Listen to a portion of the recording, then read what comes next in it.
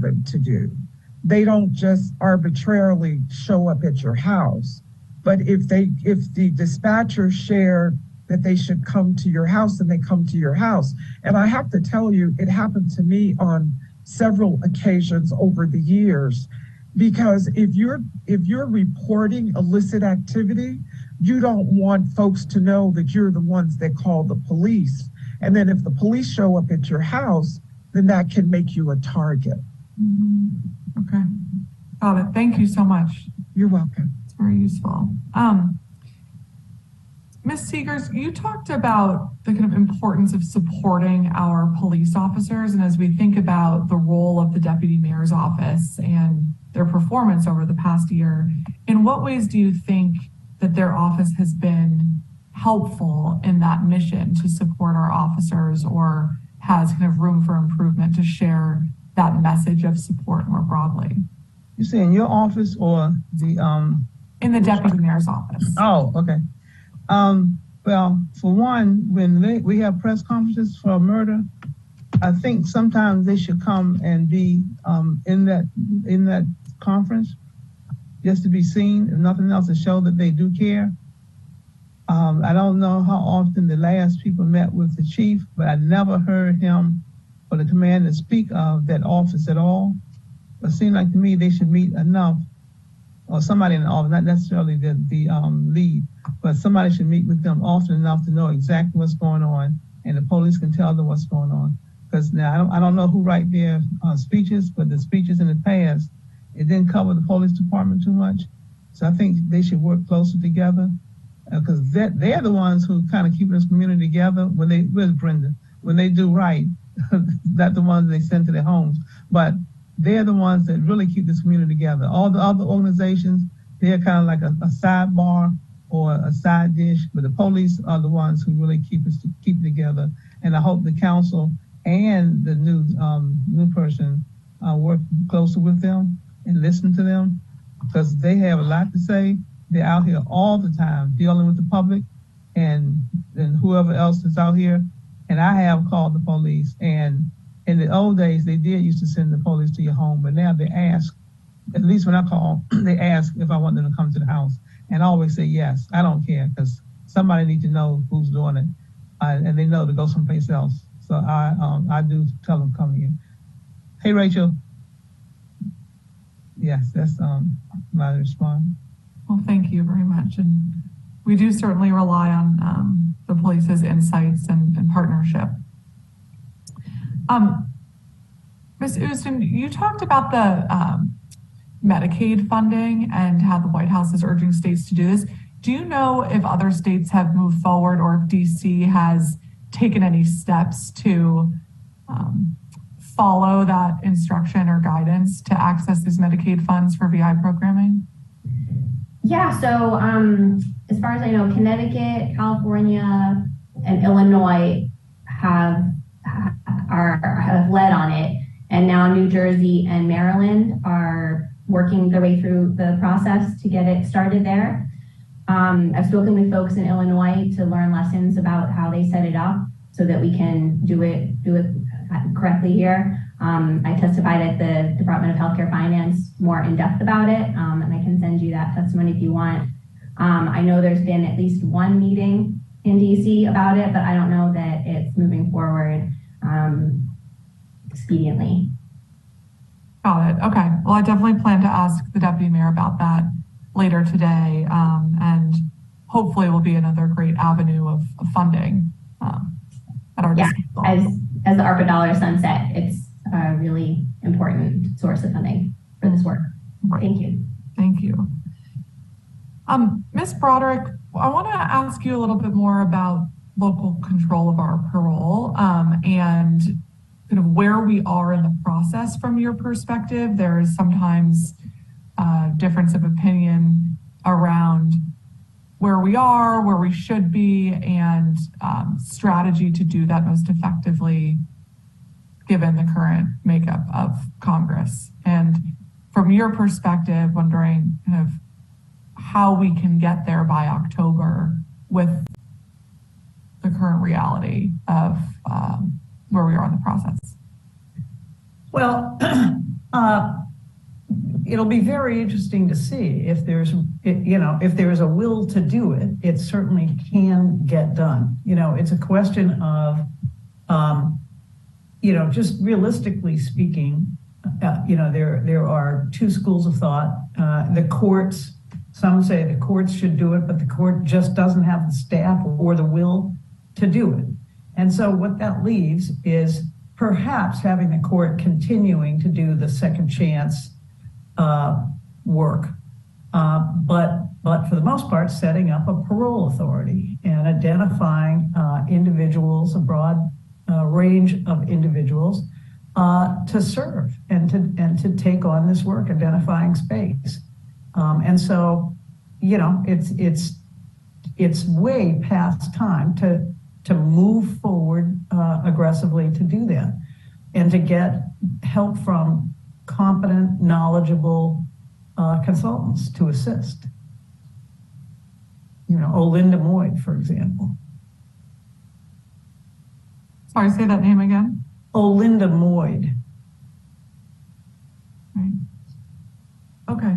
Well, thank you for that. And I agree with you that is a very important next step for our city and many of our goals, but in making sure that we can connect people to the services here in DC when they return and help them get connected to our community again. So thank you. I look forward to working with you on that this year. Mr. Brown, thank you for sharing your experiences, and I'm sorry to hear that your ideas haven't been met with collaboration. And I wanted to give you an opportunity to articulate some of what those may be. If you have other ideas that you'd like the Deputy Mayor's office to be focused on this year when it comes to improving public safety. One of the things that I would like is to make sure that the members of the community are included in any plans that are designed to support the community. We're out of the brick and mortar areas where you can say, oh, that's just Mayfield, that's Paradise. We have individuals in our community that are very impactful and resolving crime. We just need to make sure that we focus on the empowerment piece. The empowerment piece, solutions going to come from within. And if we can build those, I'm sorry, I got a dog here. If we could just, if we can build those collaborations. I'm sorry, give me just 1 second. If we can build those collaborations from within the community and share them and our quality of life, connect people to their reality, then resources, instead of trying to bring a box of resources to the community. This is a one-size-fits-all program. It doesn't work. There's so many lanes and so much room for the betterment and the betterment of this community through collaboration. And we cannot move forward if we have a deputy director of public safety who has a hard time working with MPD, who has a hard time working with this agency, and definitely having a hard time addressing and respecting the quality of life concerns from the community. I have some written proposals, and I have the email address of your staffer, and I would definitely send it to them. Great, thank you so much. I look forward to reading those. And Ms. DeBarros, thank you so much for being here. I think that there is a lot of important intersectionality between the needs of the business community and the need to improve public safety for all DC residents.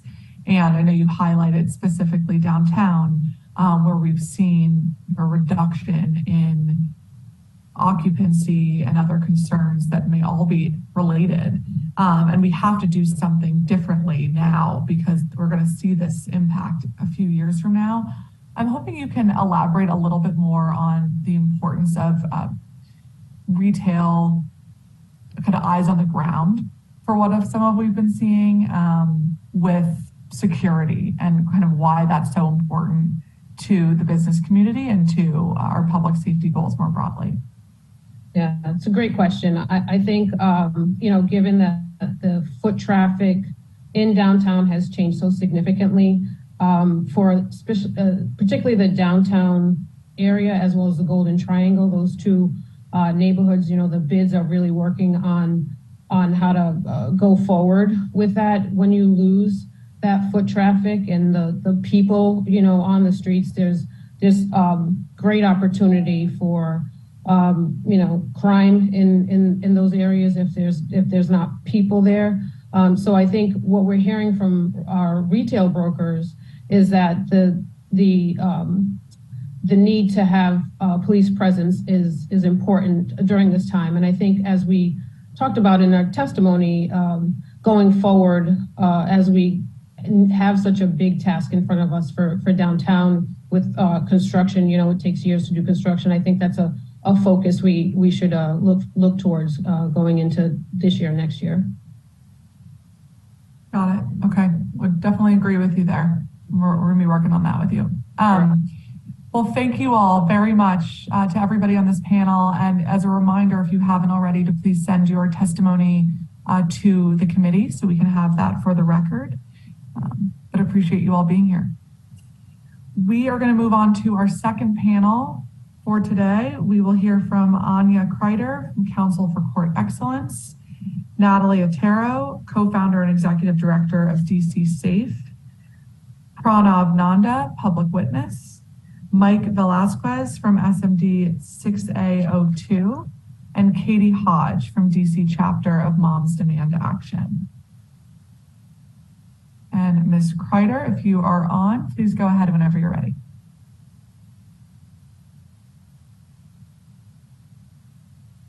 Good morning, Councilmember Pinto and other members of the Committee on the Judiciary and Public Safety. My name is Anya Kreider, and I'm the Open Horizon Criminal Justice Fellow at the Council for Court Excellence. CCE is a nonpartisan, nonprofit organization with the mission to enhance justice in the District of Columbia. Please note that per our policy, no judicial member of CCE participated in the formulation or approval of this testimony. This testimony does not reflect the specific views of or endorsement by any judicial member of CCE. I'm here today to testify about the importance and urgency of restoring local control of parole.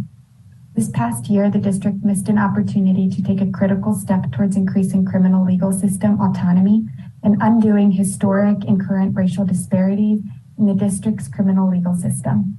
Despite receiving a 2-year extension in 2020 on the U.S. Parole Commission, which has jurisdiction over individuals convicted of DC code violations, the district failed to make meaningful progress towards restoring local control of parole.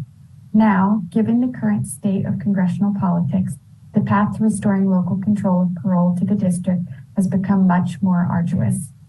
Note that for the sake of simplicity in this testimony, we refer to a parole board, but recognize that DC may seek to structure its authority differently than the traditional and frequently criticized model of parole boards in the US. In 2022, the district terminated its contract with local experts employed to develop a plan to take back control of parole in favor of a Virginia contracting firm. The firm has since also ended its work with the district. This past November, as the USPC was slated to sunset, Mayor Muriel Bowser requested more time to develop and fund the necessary infrastructure to take back local control of parole. In December 2022, Congress reauthorized the USPC for 1 year, giving the district yet another opportunity to regain autonomy over parole. We cannot continue to delay the district's responsibility to take control as if there were no consequences for our residents. And the Deputy Mayor for Public Safety and Justice must be at the forefront of leading this effort. The district has the opportunity to create a paroling authority that recognizes the decades of damage inflicted upon the district's Black residents by a history that includes biased policing, harsh sentencing laws, aggressive prosecutions, restrictive parole grant policies, and punitive revocation procedures.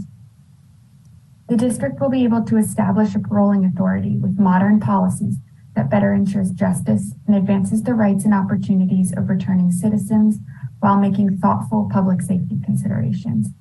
If designed and implemented correctly, the new paroling authority would introduce greater fairness through high-quality adjudication and due process, and create a system of release supervision that provides support for reentry treatment for behavioral health issues, and emphasizes principles of restorative justice and reconciliation. Additionally, establishing a DC parole board will strengthen local autonomy within the district's justice system. Since a board would be made up of people appointed by locally elected officials, and DC law would guide the qualifications of any hearing officers, administrative law judges, or decision makers on staff, it would be significantly more accountable to the district. The DC Council would have oversight over the board's performance, and the district would have budgetary authority over the board. While the board would have to be funded by local district dollars, estimates have been shown that the cost is feasible. The USPC has an annual budget of $13 million, but the Justice Policy Institute estimated in its December 2019 report titled Restoring Local Control of Parole to the District of Columbia that the annual budget of a parole board may be around $4 million after initial startup costs. While this is a modest budgetary investment, the benefits of restoring humanity and dignity to DC residents entangled in the parole system are significant. Rethink Justice DC and DC Reentry Task Force's principles for the creation of a new paroling authority includes recommendations about how to ensure this happens. Additionally, the District Task Force on Jails and Justice, through its Committee on Local Control, explored the most significant qualities of a new DC parole authority in detail, making recommendations to guide the district. Community feedback was compiled, the process has been outlined, and now DC leaders need to act and restore local control of parole. It is critical that the council work with the Deputy Mayor for Public Safety and Justice to craft a viable plan forward to establish a local paroling authority in DC. It is disappointing that advocates, including CCE, reached out to Deputy Mayor Arpaio weeks ago to meet with her for the purpose of discussing local control of parole with no reply. There must be active and immediate collaboration to make this transition a reality before next year. In short, we must have a locally established option before the U.S. Parole Commission sunsets in October 2023. This concludes my testimony. Thank you for your time. I look forward to answering any questions you may have. Thank you, Ms. Kreider. Next, we will hear from Natalie Otero, the co-founder and executive director of DC Safe. Go ahead when you're ready. Hi, thank you, Chairperson Pinto and members of the committee. My name is Natalia Otero, and I am the co-founder and executive director of DC Safe. Since 2006, we have played a critical role in the city's public safety infrastructure as the only 24/7 crisis intervention agency for domestic violence. Last year, we received over 44,000 calls to our response line and 17,000 individual referrals. Of these referrals, over 70% are generated by MPD, and we ultimately served a record number of 11,657 clients and families. Given DC Safe's extensive partnership with both OVSJG and MPD, as well as other agencies under the public safety cluster, we wanted to be here today to officially welcome newly appointed Deputy Mayor Pia and also introduce one of our strategic priorities, the High Risk Domestic Violence Initiative, or the HRDVI. The HRDVI represents the district's efforts on both a micro and macro level to reduce and prevent domestic violence homicides. It is an important part of the public safety system, and we urge the council to recommit its investment, both fiscally and ideologically this year. The Deputy Mayor's office has supported the HRDVI since 2009, when it was first established through a city administrator's order. The order broke down the two components of the HRDVI, the Lethality Assessment Project, also known as the LAP, the Domestic Violence Systems Review Team, or the DVSR.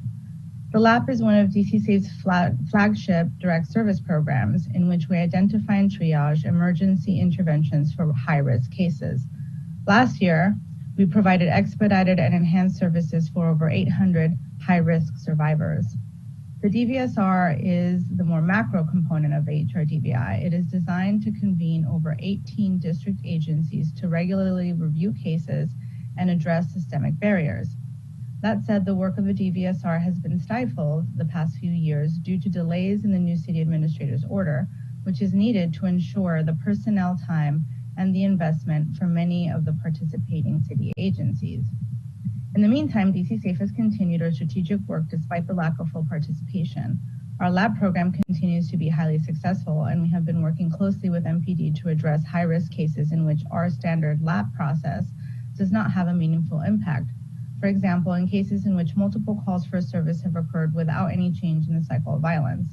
This work helped inform and create the new Critical Case Response Team, or the CCRT, which allows frontline staff working directly with individuals in imminent danger to bypass usual channels which may be slow and ineffective, and instead request a conference call with DVSR participants to discuss and create a plan to address the immediate issues. We have used this process 3 times over the past 3 years and have been successful in reducing the harm and addressing underlying issues contributing to the ongoing violence. The new city administrator's order will formalize the CCRT protocol as part of the HRDVI and authorize the training and personnel time required to implement this project fully.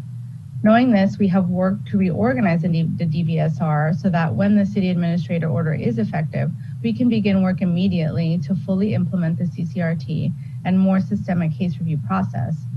Both OVSJG and MPD have been supportive of this plan, and we look forward to this next phase in our partnership with both agencies to ensure the highly effective survivor-centered response continues for those district residents who find themselves in extremely high-risk situations.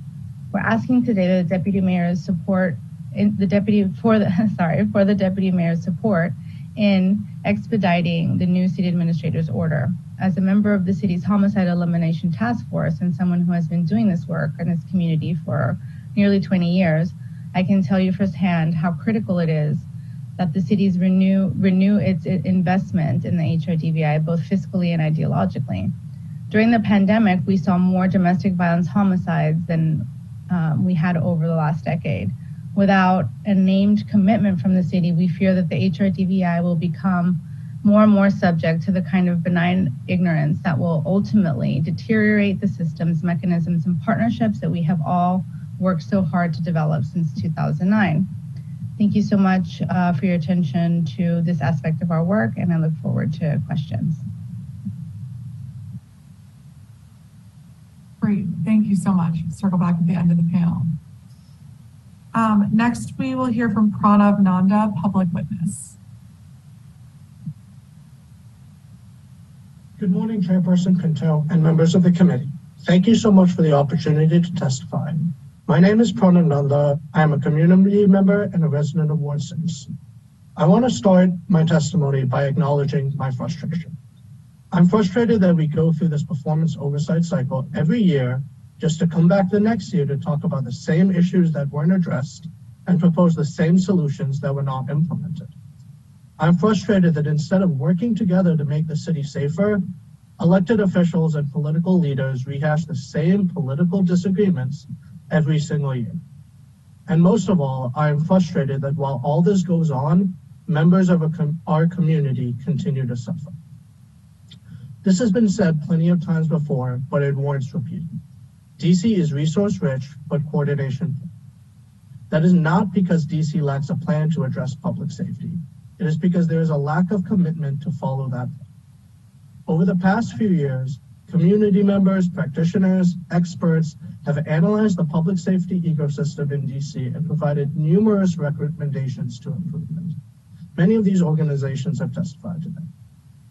All of these efforts generally align on 3 central beliefs. To improve public safety, we need to move away from the reliance on the carceral system, substantially expand community-based systems of care, and finally, make transformative investments in the community. Yet despite this, the mayor and frankly the council have taken very few steps to implement the strategies that have been recommended, and in many ways we continue to double down on the failed and harmful carceral rhetoric and policies that have contributed to the vast inequities and cycles of harm and violence that we see today. I implore this committee to hold the deputy mayor and all agencies in the public safety and justice cluster accountable for actually implementing these strategies and recommendations to improve public safety so that we're not back here next year talking about the same issues and the same strategies. In my remaining time, I want to voice my strong support for the council's decision to phase out SROs from DC public schools. I think this is an example of what I was just talking about.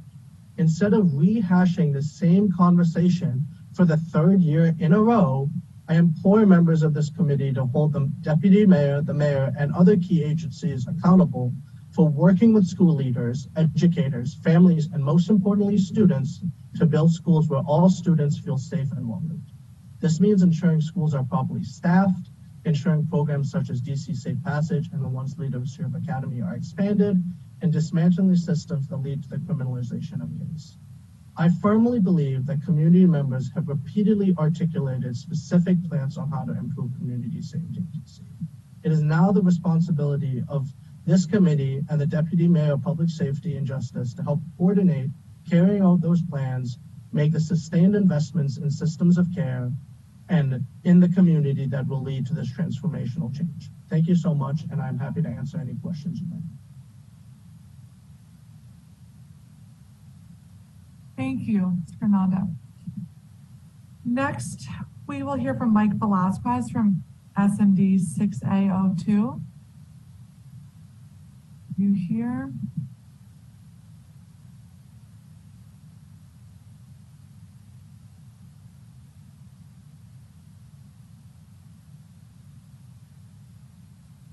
Okay. Then we will move on to the last person on this panel, Katie Hodge from the DC chapter of Moms Demand Action. Go ahead. Hi, good morning. Good morning to everybody. My name is again Katie Hodge. I am a volunteer with the DC chapter of Moms Demand Action. I'm a 30+ year resident of the district, almost all in Ward 6, where I live between the Potomac Gardens and Hopkins Apartments south of Pennsylvania Avenue. Gunshots are part of my community. They've been part of my community since before the crisis of the pandemic. If we do not keep focus on violence reduction, they'll continue to be in my community well after most people's attention has moved on. I would like to take a moment to recognize Lindsay Appiah's recent appointment as the acting Deputy Mayor of Public Safety and Justice. She made time to talk to me after a Twitter exchange last year, and I know she is aware that public safety and justice starts well before and long after a criminal act. Moms Demand Action continues to advocate for the implementation of a strategic gun violence prevention plan across all of district government. We appreciate the methodical and steady progression of building on the work that the Criminal Justice Coordinating Council has done in gun violence prevention, from their landscape analysis, gun violence problem analysis, to the gun violence reduction strategic plan released last year. Most social problems require a whole of government approach. Having this plan is important to coordinate across many agencies. Having benchmarks and metrics are key to ensuring district resources are used properly.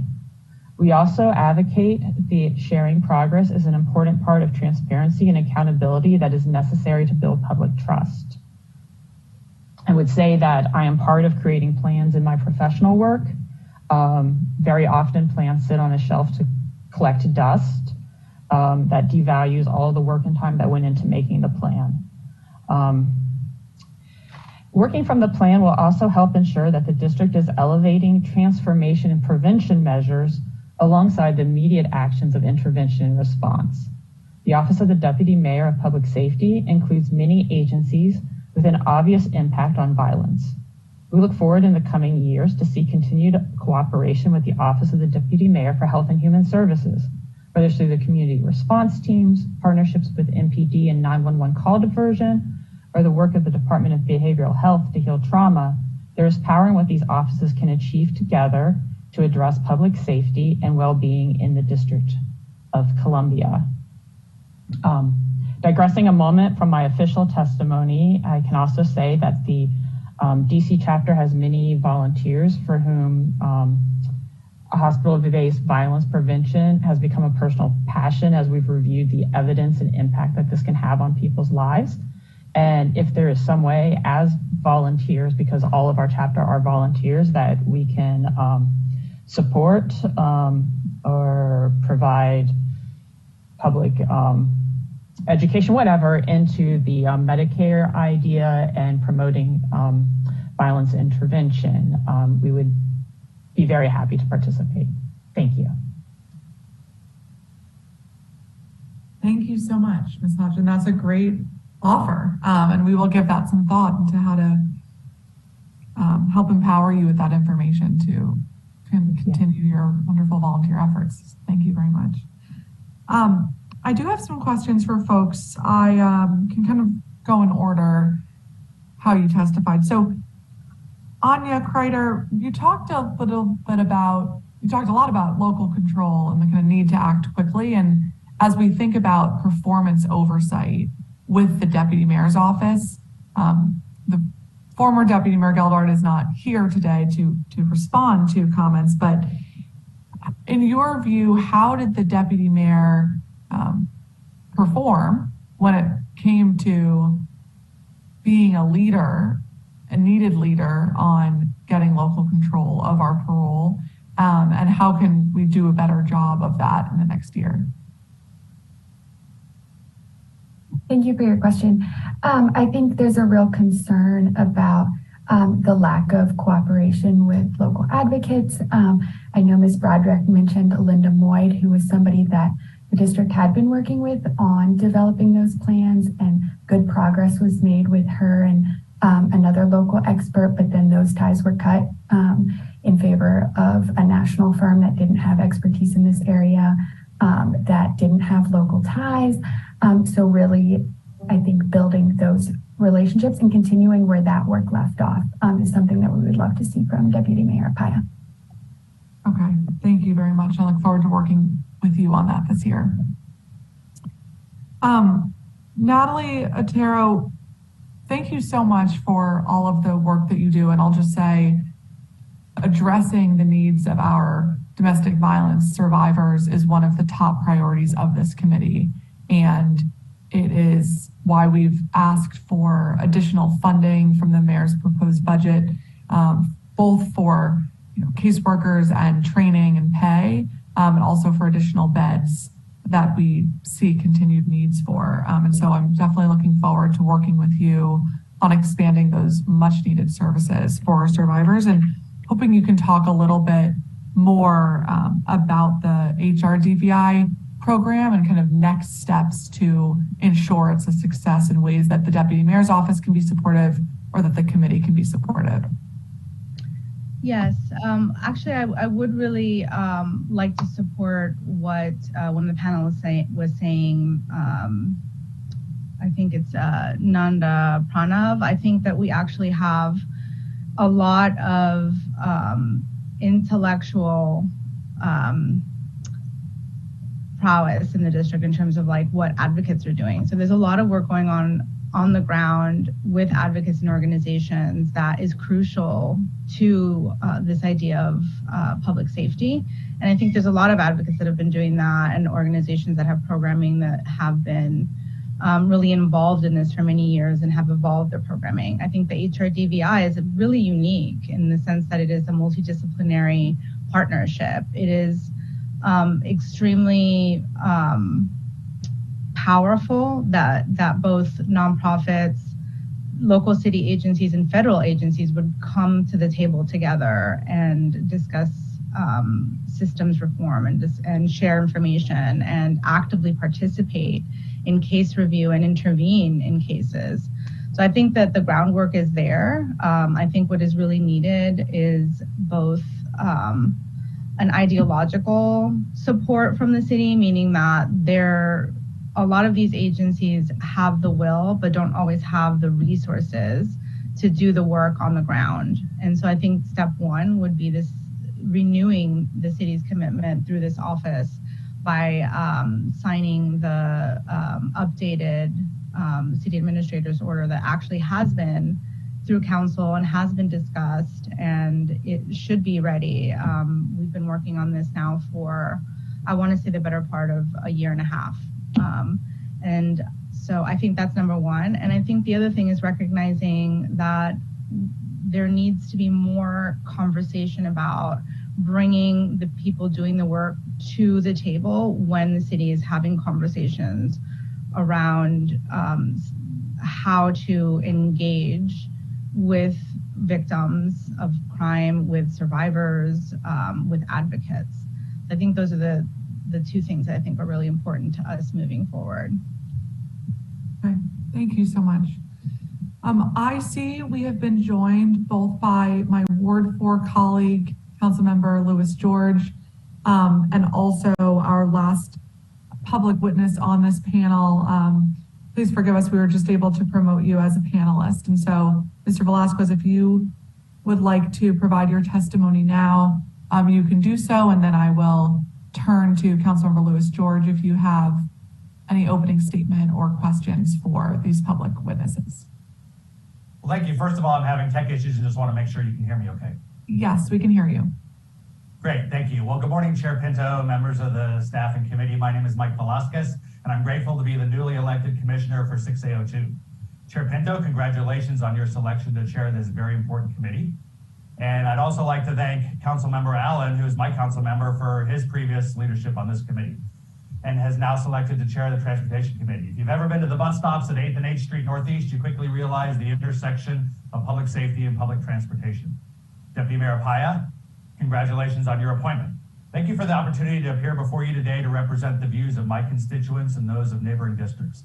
I'm testifying today at the Deputy Mayor's hearing because the issues I raise require coordination among agencies. The same coordination Mr. Nanda mentioned has been absent. The backbone of 6A02 is the 8th Street Northeast corridor from 7th to 13th Street Northeast. Using very rough math, that means I represent about 50% of the 8th Street Northeast corridor and its adjacent residents. To be sure, I'm not alone in representing 8th Street, and I'm thankful for the partnership of Commissioners Kelty, Chatterjee, and Dooling, as well as the leadership of the many citizens and business owners working to make a difference in our community. On Monday morning, I awoke to a text from an 8th Street restaurant owner. Quote, "How safe do you feel with something like that happening literally 200 feet from your house?" The next one read, "Or my staff right in front of the restaurant." And then another, "Why don't the business owners know who the beat cops are anymore?" Sadly, late Sunday night, a man was murdered in the parking lot of the AutoZone at 1207 8th Street Northeast after being involved in an argument lasting for several minutes, perhaps 20 to 30 minutes, according to a neighbor who called the police non-emergency line. Simply put, business and residences are frustrated by the staffing levels in the 1st District. Their desperation is causing them to make the difficult decision to leave our great city. The staffing gap also places great strain on the officers and on our tireless leaders, Commander Tasha Bryant and Captain Sherelle Williams, who both face never-ending calls to provide a police presence at the latest hotspot. The problem is there are more hotspots than officers to be present, to be engaged in preventing crime. 1st District is certainly not alone, and MPD and the district are not alone in their police recruiting and retention challenges. However, this committee has provided MPD with the tools to increase its roles, and Chief Conti's data shows a persistent shortfall. I request this committee probe the use of recruiting and retention incentives given to the Office of the Deputy Mayor and MPD. Is there a way to change our recruiting approach? Let's get aspirational. Many of the officers I've met in the 1st District consciously chose MPD over NYPD and moved here from New York. Let's make DC the city of choice for aspiring urban police officers. We need to win this fight for talent. Our lives depend on it. I'd like to shift gears figuratively and perhaps literally too to talk about dangerous vehicles. Vehicles that regularly exceed the speed limit and accumulate thousands of dollars in unpaid fines in vehicles with fraudulent fake tags. During the holidays last year, a 15-year-old boy was shot in broad daylight near Eastern High School. The car carrying the shooter had at least 10 tickets for exceeding the speed limit, and in some cases for driving more than 25 miles per hour over the speed limit. These aren't hardworking folks who are late for work. Ask any patrol officer and they'll tell you they see upwards of 10, 15, or 20 temp tags per shift cruising our streets and avoiding detection of their true identities and ownership. One recent report indicates crime using fake tags is up some 300%. If we can immobilize these cars before they are headed to an armed robbery, an assault with a deadly weapon, or a shooting, we can make a marked impact on crime. At a January public safety forum for ANC commissioners held by Mayor Bowser, she artfully dodged my request to equip and train police to find these cars and redirect it by question to the city administrator. I don't blame the mayor for reminding me that she's focused on guns, but I think she missed my point. Many times, this is how the guns get to the crime. Just this Monday afternoon, a planned routine traffic stop on 12th Street Northeast turned into 4 juveniles bailing out of the car and running from police. Thanks to the mindful and courageous efforts of 1D and 5D officers, the occupants of the stolen car were apprehended, very likely before they got to the site of their next planned crime. And the couple who owned this Kia got their car back. Simply put, vehicle enforcement disrupts crime before it happens. Using special sensors mounted on their vehicles, patrol officers can spot stolen cars. I asked this committee to direct the deputy mayor and DPW to have MPD use sensors to detect and boot cars with numerous excessive speeding tickets or with fraudulent tags. Doing so will disrupt the cycle of crime. Mr. The Velasquez, mayor's budget. Yes, ma'am. I'm sorry to interrupt you. You're very over your time. If I could ask you to kind of summarize and wrap up. I have 2 sentences left. Okay. I understand the mayor's budget, 3 sentences. I understand the mayor's budget includes $1 million to increase the number of booting crews. I'll be back for the budget hearing because that's not enough. Finally, I asked this committee to also take a look at 2 pieces of legislation introduced last year, the ATV Effectiveness Amendment Act and the Reckless Driver Accountability Act. Thank you for your time and for the extra time. Thank you very much. And while I have you, tell me about the ATV effectiveness piece that you're interested in. Sure. There was legislation introduced last year called the Automatic Traffic Enforcement Effectiveness Amendment Act, which helps, it sets a particular standard with which DPW would boot cars and not allow folks to renew their licenses. I would also like to take the opportunity to say, what we're doing today is not automated traffic enforcement. We're merely notifying most drivers of the fact that they committed a crime. We're not really enforcing it if we're not asking them to pay their fines. And I'm particularly concerned about cars where I live. I'm particularly concerned about cars from Maryland and Virginia who come through our city and have reckless disregard for our citizens, the youth, and the elderly. Okay. Thank you very much. Thank you. Mr. Nanda, you talked about your frustration of there being a plan and not implementing it. And can you elaborate on what plan you're referring to specifically? Yes, thank you so much for the question. I would say it's not like one singular plan, but we've been having the same conversations about the same issues and proposing solutions. So there's the Jails and Justice Task Force that Ms. Broderick already talked about. There's the Police Reform Commission report. There's the National Institute for Criminal Justice Reform's Gun Violence Reduction Strategic Plan. CJCC has come out with numerous studies, including a study of the factors that affect the likelihood of the juvenile justice system involvement. So like, we've had these plans, these proposals, these recommendations. So my feeling is it's not that we don't know what works. We have the data, we have the evidence, we have the the plans, the proposals. It is now about the implementation. And I feel like we've been having that same conversation year in, year out and acting like we just don't know what to do. And in my opinion, I think what that ends up happening is we throw our hands up and go back to the same carceral solutions, which I said, we know don't work, but it's, I think we just kind of revert back to that, although it contributes to the inequities and the cycle of harm we're seeing. So I think it's now just a question about actually really committing to what we're doing. Again, I gave the example of police-free schools. That vote happened in 2020. It is now 2023, and we're still talking about that same political discourse instead of talking about, okay, we've made that decision. How can we work with students, with educators, with school leaders to put in alternative systems while we phase that out to really make schools welcoming for kids? So that is kind of what I was thinking about. Got it. Understood. And I think, all of these issues are so challenging in part because not everybody does agree on the best path forward. And so there can be a lot of thought going into what the plan should look like, but then a change in leadership or a change in one of the key partners can shift that. And when it comes to SROs, I think that's a good example too of hearing from more members of the community about something after it happens. And we try to have, a robust legislative process that makes sure everybody in the public is aware of what's going on and they can be invited to the hearings and invited to be part of that process. But in reality, sometimes they don't hear about it until afterwards. And I think it's also our obligation to be responsive to those we hear from the community about concerns they have about something that we may have already done, and making sure that we're being responsive to that. But thank you, and I hear you, and thank you to all of our public witnesses today. that concludes our public witnesses for the deputy mayor. And I will now call our government witness, Lindsay Appiah, acting deputy mayor for public safety and justice. Welcome. And it is the tradition of this committee to swear in all of our government witnesses who appear before it. So if you can please raise your right hand. Do you swear or affirm under penalty of law that the testimony you are about to provide before the Council of the District of Columbia and this committee is the truth, the whole truth, and nothing but the truth? I do. Great. Thank you very much. I would now like to invite Acting Deputy Mayor Appiah to make any opening statement you may have at this time. Thank you so much.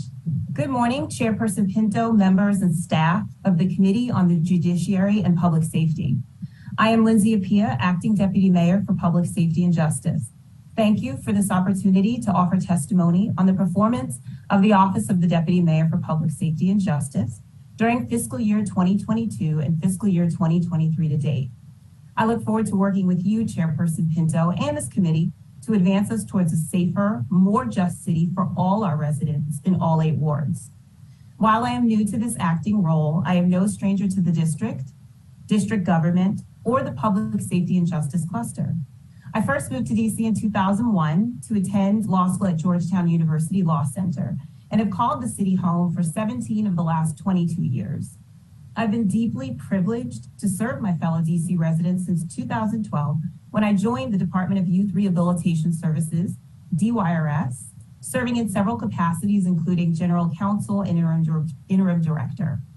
I joined the Office of the Deputy Mayor for Public Safety and Justice as Chief of Staff in 2021.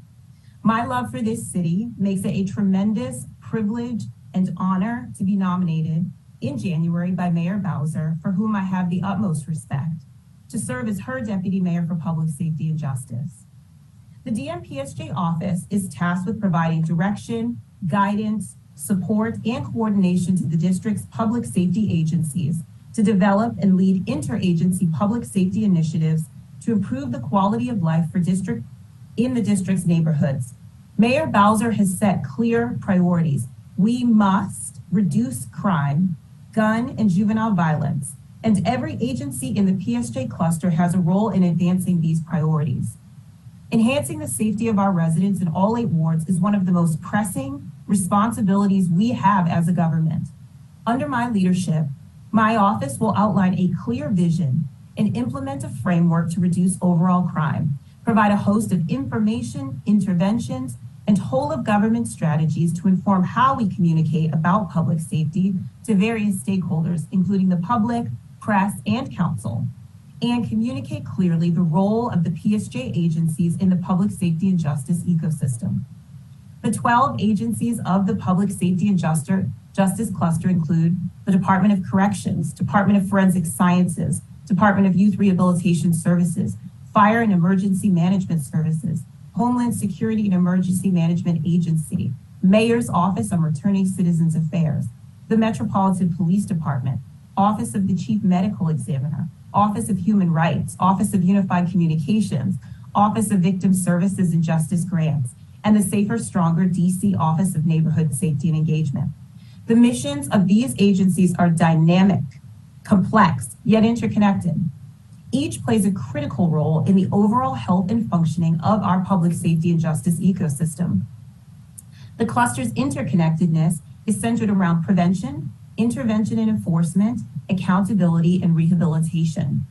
Prevention includes those non-law enforcement programs, services, and strategies aimed at decreasing the incidence of individuals committing violent crime and in reducing community conditions that lead to high rates of violent crime in communities in our city. It encompasses our work in providing coordinated delivery of wraparound services and connecting our residents and their communities to care. This category includes, but is not limited to, the work of DWRS Credible Messengers, ONE's Violence Interrupters, FEM's Hand on Heart CPR program, and OVSJG managing grants for victims ranging from domestic violence to sexual assault. Intervention and enforcement are primarily our law enforcement strategies led by MPD. MPD currently has the lowest force strength that it's had since before 1999. Mayor Bowser has long maintained that MPD needs 4,000 officers. With increases in crimes involving guns and the types of criminal activity present in our city, we need a force that is strong and agile with adequate staffing resources. Prevention programs intend to strengthen, empower, and engage people to keep them safe and healthy before they engage in risky behavior. These efforts include approaches aimed at reducing factors associated with at-risk problematic behaviors and strengthening protective factors. They can be directed towards youth and young adults generally, or more specifically directed towards at-risk populations within the community. Intervention programs, on the other hand, target individuals already engaged in at-risk behavior, including gang or antisocial group membership. Accountability includes the criminal justice system. Holding people appropriately accountable for their behavior is critical to future deterrence. Currently, the district's criminal justice system is functioning at a diminished capacity. The DC Superior Court is down 8 judges.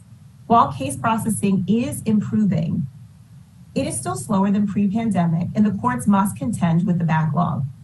Our role in accountability is ensuring the strength of systems that support the timely, fair, and equitable processes and outcomes for victims and perpetrators.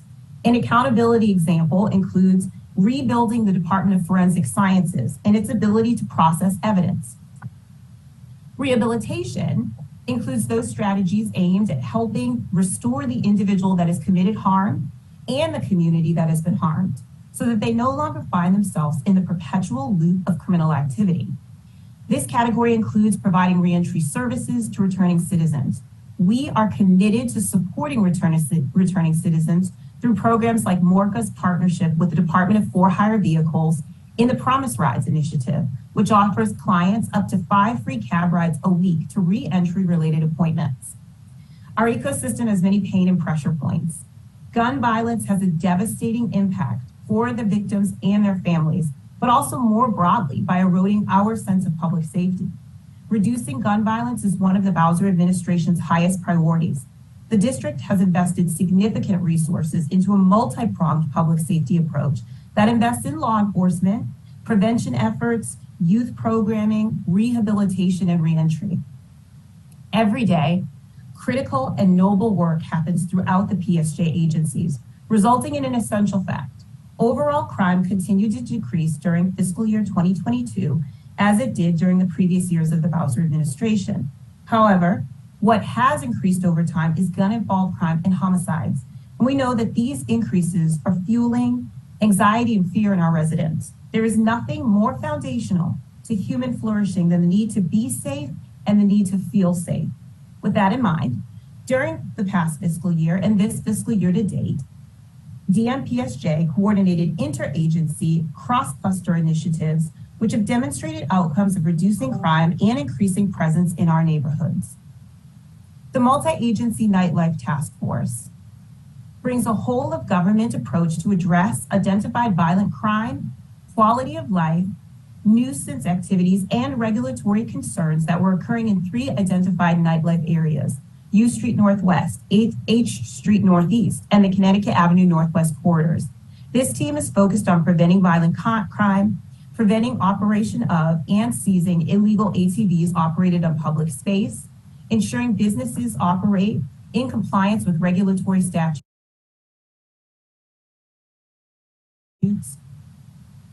addressing harmful traffic conditions, and reducing general disorder and criminal activity in these corridors.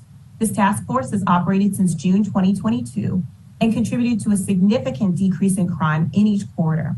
Between June and December 2022, there was a 28% decrease in total crime in the U Street corridor, a 20% decrease in total crime in the H Street corridor, and a 616% decrease in total crime in the Connecticut Avenue corridor. The Multi-Agency Public Safety Task Force supports law enforcement efforts in some of our most at-risk communities. In fiscal year 22, this task force supported the work of the Homicide Reduction Partnership Initiative, known as HRP, focusing on reducing violent crime within 4 police service areas, PSAs, throughout the entire 2022 calendar year. These areas included PSAs 603, 604, 706, and 708, which accounted for 21% of all of the murders citywide in 2021. The objective of the HRP was to use a whole of government approach to reduce violent crime, have a positive impact on the community's perception of safety and security, and increase trust among residents in the police and the DC government as a whole. The work of the task force contributed to a reduction in violent crime by 18% in 60 and 8% in 70 between 2021 and 2022. This effort was so notable that a DC government employee, a native of Ward 8, shared with me that he brought a family member to see the partnership at work because he had not seen that level of in-community coordination between district agencies.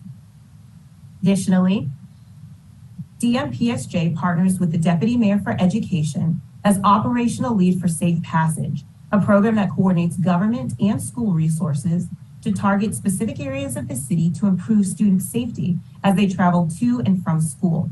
Safe Passage workers are trusted adults assigned to priority areas who build relationships with school staff, students, families, and community members. DMPSJ is also leading the coordination of public safety GO teams, which are multi-agency teams consisting of more than 100 credible contacts, including violence interrupters from WONS and CURE, credible messengers from DYRS, and DPR roving leaders, working together to conduct outreach in community hotspots known for large gatherings and fireworks in order to promote safety. Safety GO teams deployed 3 times in 2022, 4th of July, Labor Day weekend, and Halloween. During the time in which the teams were deployed during 4th of July, there were 0 shootings in the 28 communities in which we had teams. Despite multiple shootings in other locations, only 1 shooting occurred in a GO team neighborhood, but that happened after the teams deactivated. Teams deactivated at 2 a.m. The shooting occurred after 3 a.m.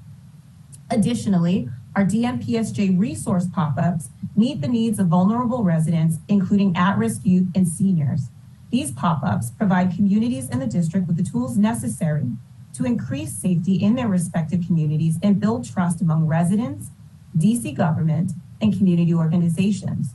We are bringing agencies and community organizations from across the district to provide information about programs offered, providing residents with an opportunity to meet and speak with agency and organization representatives, and encouraging residents to interact with and meet their neighbors. In summer 2022, DMPSJ launched 202 for Peace, a citywide gun violence campaign. It was designed to raise awareness about the services and programs available to DC residents vulnerable to violent activity, and sought to increase community buy-in through messaging and activities targeted at engaging youth. Because of this work and more, we are making progress towards our ambitious but necessary public safety goals. As the mayor said throughout fiscal year 2022, we are throwing everything at crime. We are investing and supporting our district agencies and their employees responsible for the coordinated effort to address crime in our city, and assuring our residents that we will continue to use every tool to increase public safety and help our residents feel safe. While there have been meaningful reductions in crime in 2022, there are still areas of great challenge. We have far too many people carrying and using illegal guns. Too many people are being shot. Bottom line, we have too many people acting without accountability for the terror they're inflicting in our communities. We are especially concerned about gun violence involving our juveniles. There were 105 juveniles shot in 2022, compared to 58 shot in 2021. Tragically, 16 juveniles were killed in 2022. Given the unique nature of youth crime, PSJ will work across clusters to address the conditions leading to juvenile violence. As stewards of public trust, it is critical that we are always evaluating the efficacy of our efforts and must be willing to scale back, assess, and scale up those programs and initiatives that are achieving the outcomes we wish to see. PSJ will pivot and redirect when necessary. We also must be excellent at our primary foundational agency functions. We have robust, evidence-based public health and traditional public safety resources, tools, and interventions aimed at reducing crime. When coordinated, we can prevent violence. In fiscal year 2023, PSJ will continue to prioritize coordination, collaboration, and transparency.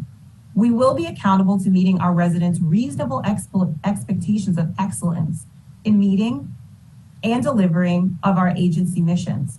And we will continue to work tirelessly to ensure that our residents in all 8 wards and visitors are safe and feel safe. Thank you for your time and for this opportunity to testify about DMPSJ's performance. I welcome any questions you may have.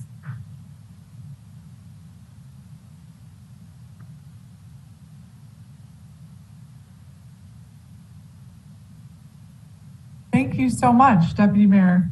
And let me start by saying officially congratulations on your new role. And I'm really looking forward to working together with you to solve many of the challenges that we continue to see in our city. And I know the great concern for those challenges that we both share.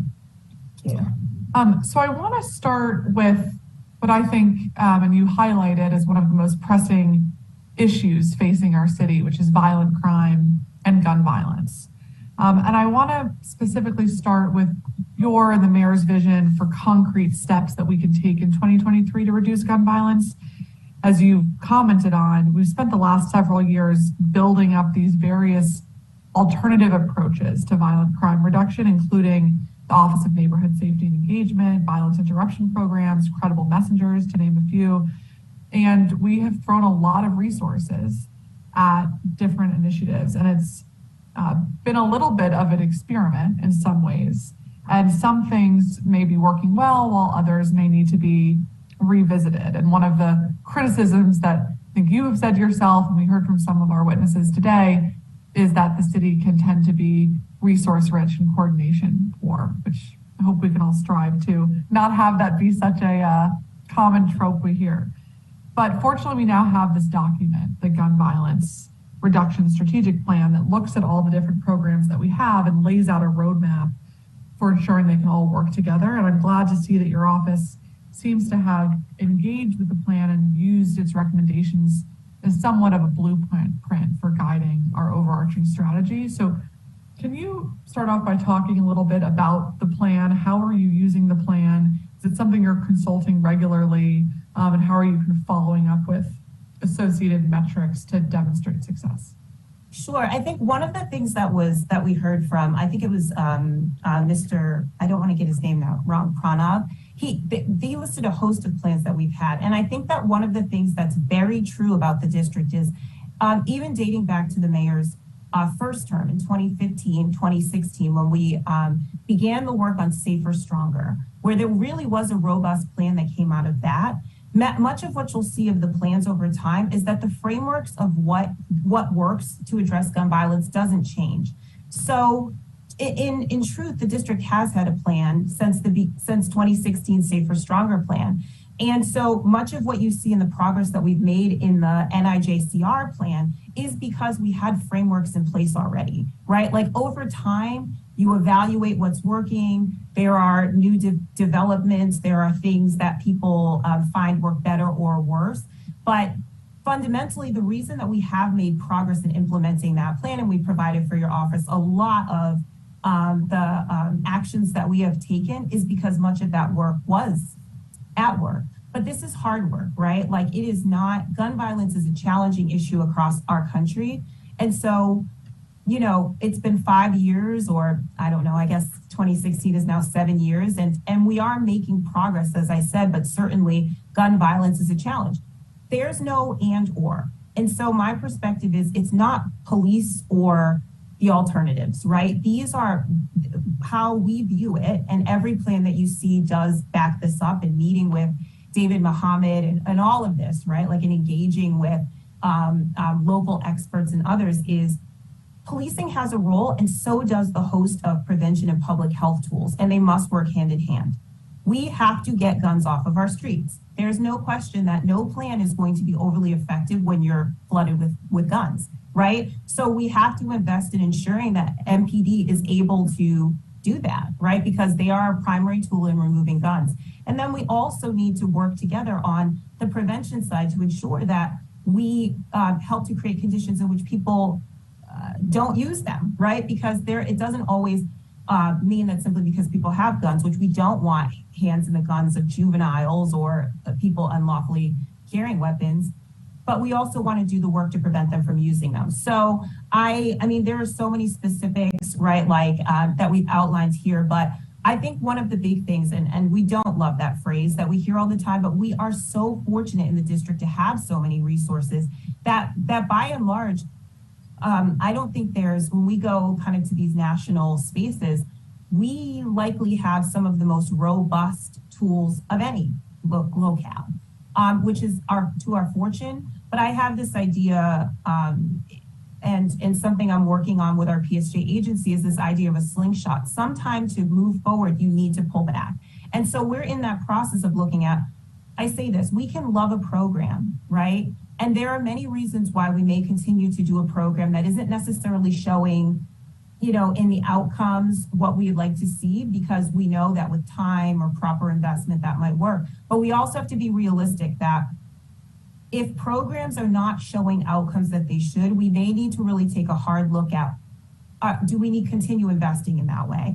And so that's the process that I'm saying now, is that we can't have 15 different plans, because having 15 different roadmaps means you are going in all different directions. And I think that in our earnestness to try and respond to all of these different crises, and being so fortunate to have so many experts in the District of Columbia, we do have a lot of plans. My goal is to help us to focus on the essentials, which haven't changed over time. And many of them things you'll see in Safer Stronger are what you see in NAJACR and what you see in any plan. Thank you. And that makes sense, but I guess when it comes to the gun violence reduction strategic plan, is it then accurate to say, instead of following that plan, you're taking a holistic look at all the plans that exist? Or is that your blueprint? So we are taking a look at a number of the plans, right? Because there are things which this addresses. Number one, I'll say this, that when we go through this, the things in which the district is doing or has already done, right? Implement a comprehensive, coordinated citywide gun violence reduction strategy. We recognize that we've started that we have an Office of Gun Violence Prevention, and we also have an Office of Neighborhood Safety and Engagement. You already see us making moves in the executive to align and coordinate in a way that makes sense from operational and policy in appointing Director Harley Harper to oversee, right, that space so that we're coordinating. Right, there is the discussion of data-driven identification of those individuals and groups at highest risk. We have our drivers of gun violence list. We have been working on the People of Promise initiative, and also with our other partners in the law enforcement space, CSOSA, PSA, MPD, to look at holistically how do we address the individuals on that list, and also how are we going about updating it, right, through what we know in kind of our own processes of identifying those who are most at risk, through our violence intervention workers, through community referrals, and then also through our own lens of what we know through law enforcement, right? So that's another piece of this. Intensive services, supports, and opportunities, right? We invest in, I think there's $119 million in FY23 in investment, sort of in a purely wraparound space, whether it's through OVSJG grants on specifically for those most at risk for gun violence, for trauma and mental health services, juvenile mental health services, short-term and medium-term housing, the investment in case managers and life coaches this year for ones, mediation services, community-based behavioral health, restorative justice circles. All of those investments that you see there are what we would say are intensive service supports and opportunities, as well as honestly the portfolio of services the district has, whether you are involved in gun violence or not, like workforce development programs at DOES, right? All of that fits in there. Focused law enforcement. Certainly we've talked about MPD and how they are doing, how we are working in the face of what are some true staffing challenges. You heard us talk about the Homicide Reduction Partnership Initiative, right? How can we get the most reductions with focused law enforcement and whole of government external partnerships. The citywide data system, right? That's in there. Those are things we've talked about, I've been in this space 11 years. We have challenges, and there are ways we share data, and we regularly talk in the CJCC. Are there ways we can share data better? We have a lot of laws and federal and local and many things that make that challenging, but it's an ongoing discussion. The real-time incident review, I'm just going through them just so that people, to help contextualize where we are. We started, we had a number of coordination meetings that have been occurring since the Building Blocks Initiative launched with the EOC, but we've added some additional coordination. One's started back in November, where all of the credible contexts, CURE, hospital-based violence, DYRS, credible messengers have a weekly meeting where we're looking at specific cases to see where we are across, who's working what. And that's on top of a whole host of kind of other incident review processes and VI calls that occur. But that's our sort of I think that's our foray into, okay, like, can we add more of the credible contact continuum in to have conversations? And it's a work in progress, and I admit that. In the juvenile space, we brought in a consultant, I'll say Clint Lacey, right, to help us to look at our continuum to say, is there a way we can be more cohesive and get more efficiencies and effectiveness out of this wide range of credible context we have? Because we recognize we have a lot of different models. We have a lot of different entities. We have things in a lot of different umbrellas. And the way we get effectiveness, as I said, is everyone pulling in the same direction. And I do believe it's our role, my role as deputy mayor, to help us pull in the same direction. That wasn't the whole, I didn't go through all of them, but I wanted to. No, I appreciate that. And that's helpful to hear kind of the more granular way you're thinking about some of those recommendations. And of course, some are a little bit more nebulous, and so we'll take filling in the gaps. I want to follow up though on something you just said about looking at the myriad of services and maybe needing to pull back on some. Are you thinking about that from a funding perspective, that some programs shouldn't be seeing the investments that they have in the past? Or what do you mean by pulling back on some? So it's not, funding is one piece, right? Like budgets obviously are about priorities, but like in our priorities are clear. We need to reduce gun violence, and we also need to reduce crime across our city and make sure residents are safe. But what I mean is that we all have a role, including you, of making sure that as stewards of public trust and public dollars, that we set clear objectives and outcomes for what we're trying to achieve. That's true of our agencies, whether it's KPIs or individual programs and initiatives. And at some point, we do have to ask the question, are we achieving those outcomes? There are process measures that we also look at, right? Like there's, in this space, I know there are many qualitative measures and things that we look at, right? Like, are people feeling supported? Are people feeling loved? Are people feeling cared for? But then we have to also recognize, though, are we getting the outcomes we need, which is we do need to reduce violent crime. We do need to address certain populations. And so the process that we're going through right now is looking at that. I hear, and we know, that people call, one of the challenges in this space is people are like, we really don't know what's going on. And we talk about accountability. It's important that we are as accountable to our residents as we ask everybody in our system to be accountable.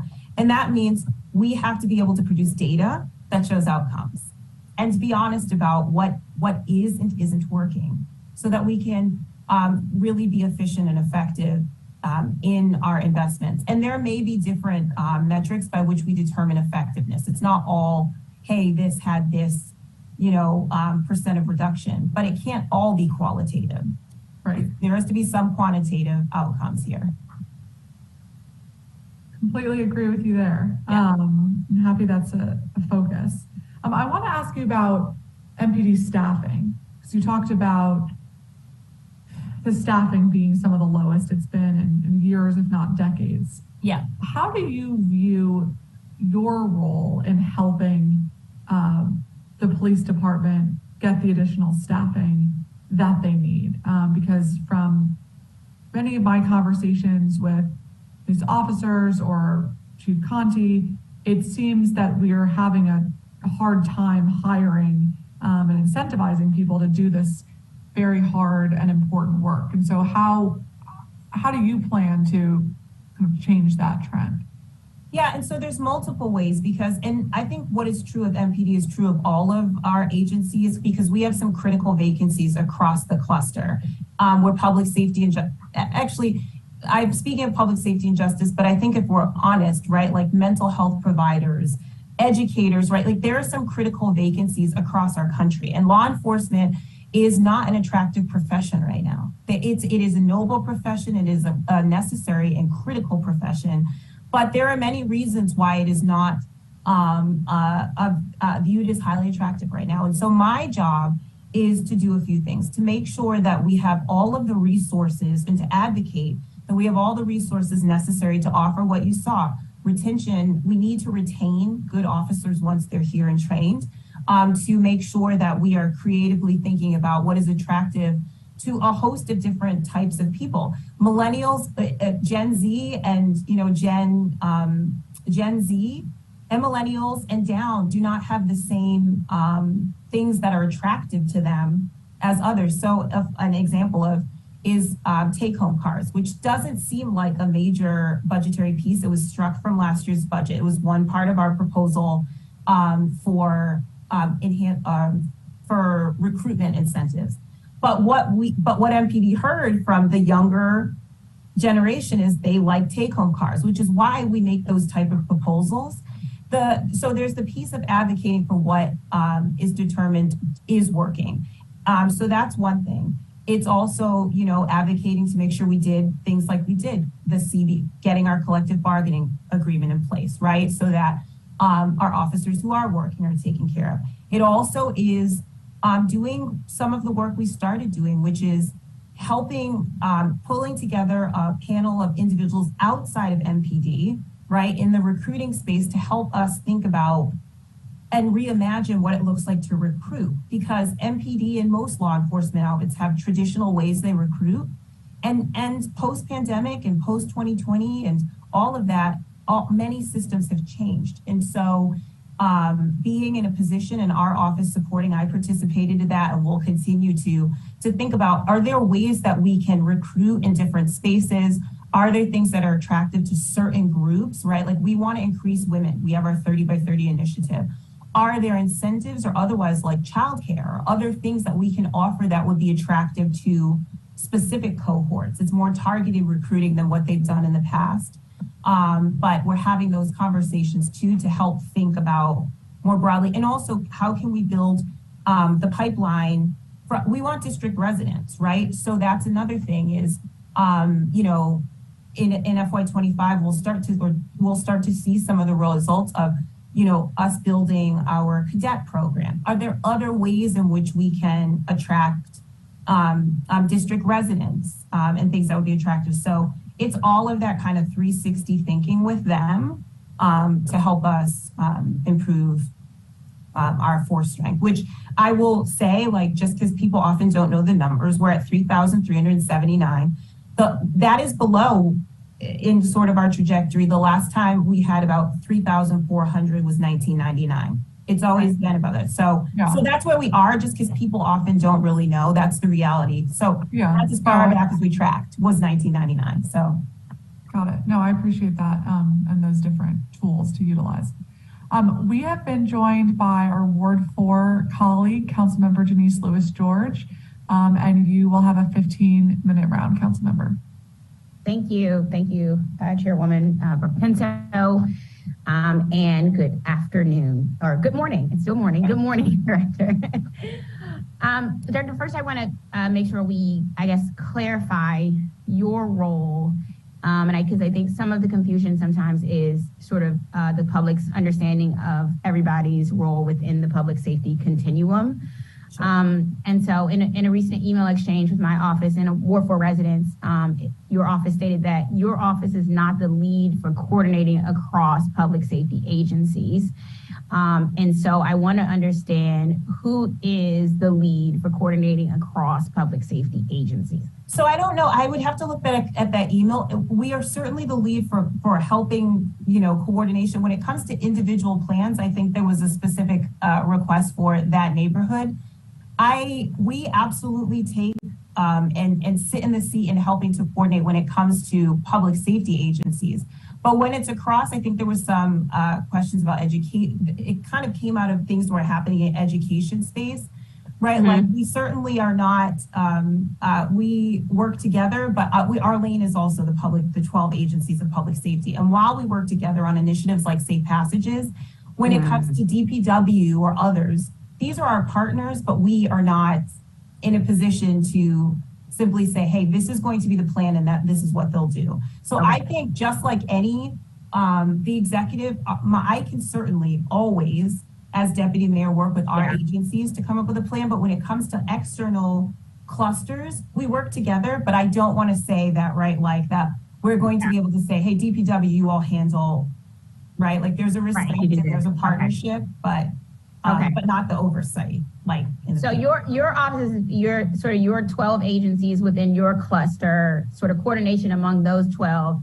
And then if it's outside of sort of that cluster, then it would be best to say to go to Director Linda Harley Harper of she's one, but in her role as Office of Gun Violence. Yes, thank you. There we go. Office of Gun Violence Safety. I think it depends on what we're talking about, right? Because some things, if you're talking about gun violence specifically, that's PSJ, whether it's Linda as ones or Linda as OGVP. But some of the issues that are arising related to just general kind of because you're gonna have like that so I'm thinking DPW, DOB, like the agencies that are not DPR, these are not considered in your cluster, but are considered sort of a part of our public safety like how we come together all. So I think I'm just trying to be clear because my constituents. No, I know. What I mean? You're just gonna go to Commander Harad. It's fine. Exactly. I'll clarify so that way I can be like, look, y'all, this is when it's this person. When it's this person. I think I would say people should include us and also your MOCR. Here's why: because MOCRs can help us while they don't serve a coordinating role. They are your community contact, and what we will do on our side is work together to determine who is not responsible for all of it, because we're responsible for what we're responsible for, right? Like it's always going to be a little challenging to say there's one person you can go to who oversees all of these things, but we do work together. And some examples, right, like are in your award, right? We have just started working up Georgia Avenue, right? In a couple of locations.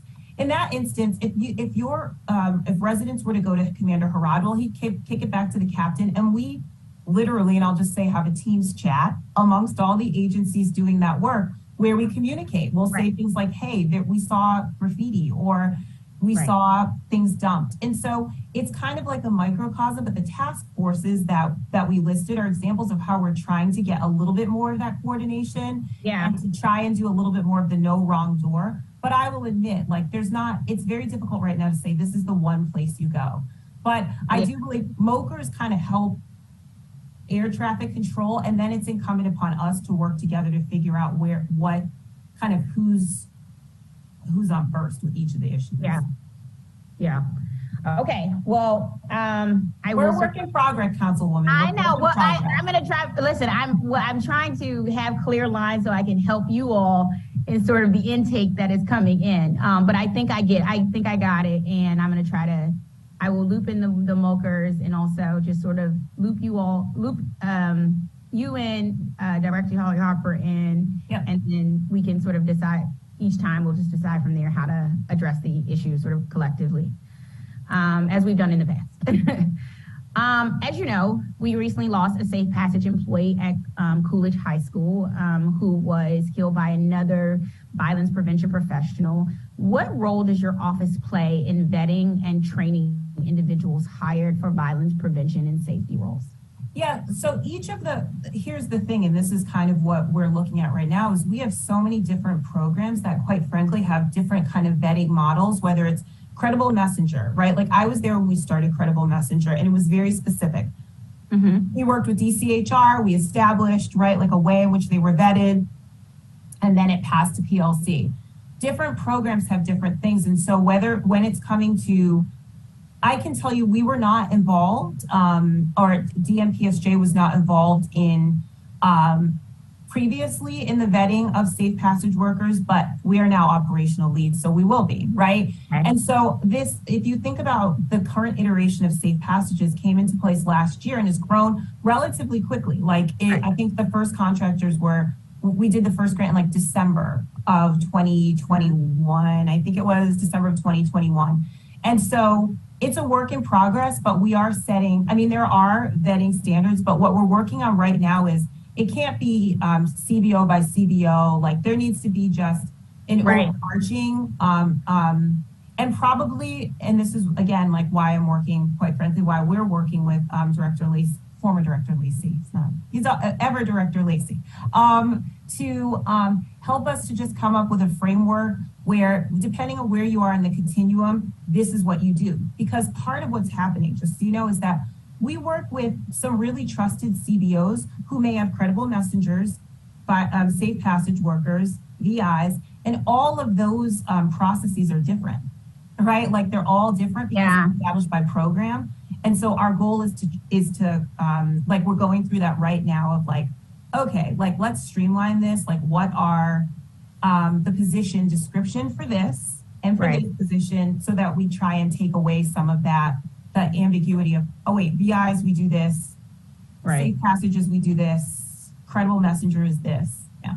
Okay, so you all are sort of in the process, sort of streamlining that process and creating sort of at least a central standard for which we sort of are vetting and training individuals who are hired for violence prevention and safety roles. So that your role is sort of to streamline this whole process as we move forward. Yes.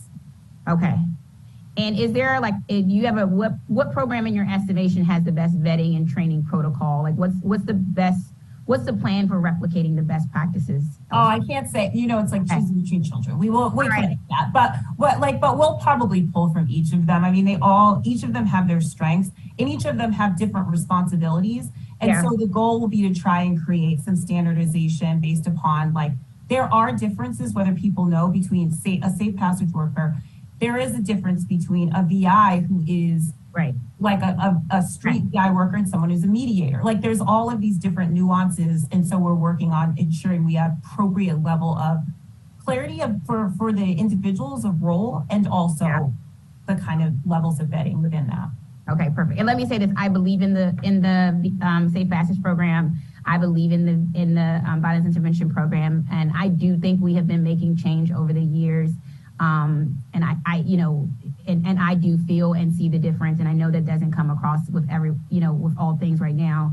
And so want to make sure that the source of my question is, let's find the CBOs who have the best practices. Let's streamline this process and make it better so that when we do get feedback about certain safe passage programs or certain things, we can say, well, this is how this is what we're doing to evaluate, vet, and train these individuals. So that way we keep up with the amazing sort of work, reputation, and efficacy of value there. So I appreciate that you're in the process of streamlining that. We're in it. And then other contracts. So what role does your office play in evaluating violence prevention contracts and metrics of success? And sort of what roles does your office play in ensuring sort of responsible spending and contracting, sort of granting of your cluster agencies? Yeah, I mean, so that's part of the oversight role that we play, right? Like I said, we are all stewards of public trust, and certainly public trust means spending dollars in the way we say we're going to. There are contract administrators and grant administrators for each of those contracts you've described. And so they are the direct entities that are tasked with sort of the everyday kind of grant and contract management. And it's important we maintain and abide by those rules and regulations. But our office has the responsibility to look and to make sure that what we say is happening, right? And so we obviously hear from contractors, from residents and otherwise, and it's our job to work with our agencies to make sure that if there's a gap between what we're hearing and seeing and what we're seeing in the financials, that we're closing those gaps and working together to address them. And so that absolutely is the role of our office when it comes to, it's kind of that same process that I just described of like taking a step back, looking at, okay, how is our contracting? Like we moved from human care agreements for the ones VI contracts, not last fiscal year, but the one before, to grants, right? Okay, right. How is this working? And there was reasons for that. So we're very much involved in those processes of talking it through with the agencies and then checking and seeing how it's going. Because that, again, like I talk about accountability for everybody, so. Right. Okay, I appreciate that. This is an area that I appreciate you working on and hoping your team will continue to work on and lead on as we go into the new, as we're in the new fiscal year. Yeah. Your office is still the lead liaison for federal ATF purposes. Am I correct? What do you mean?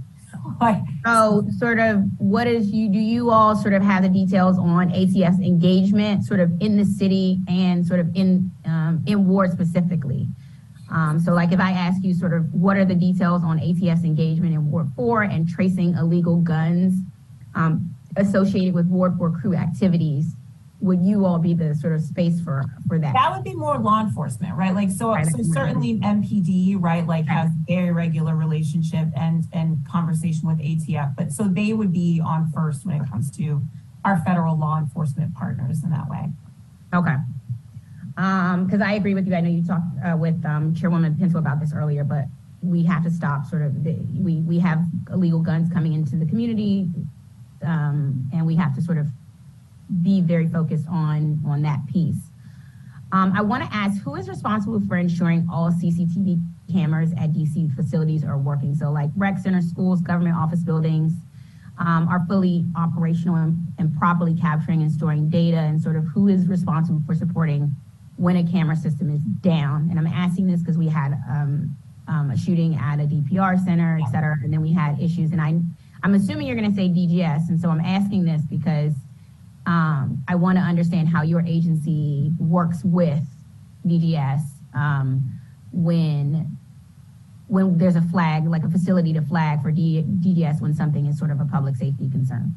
Sure. So on CCTV, they're individual contracts. So there may be that we're writing a contract like MPD CCTV contracts. Mm-hmm. I don't believe are the same ones DPR uses, right? Like, so there are differences. And so it really does depend on who the contract is with. And so like the monitoring, for instance, for DPRs, I don't think that's DGS. I believe they have a separate contract, but I couldn't say for sure. But it's not necessarily a universal truth.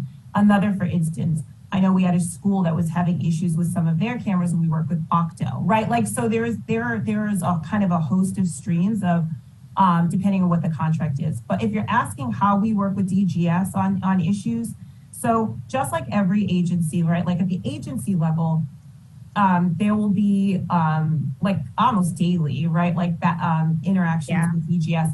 But the role that our office plays is we will have regular meetings about the clusters with the internal services cluster, right? So internal services, I would say, is more of our counterpart, led under the direction of the Assistant City Administrator.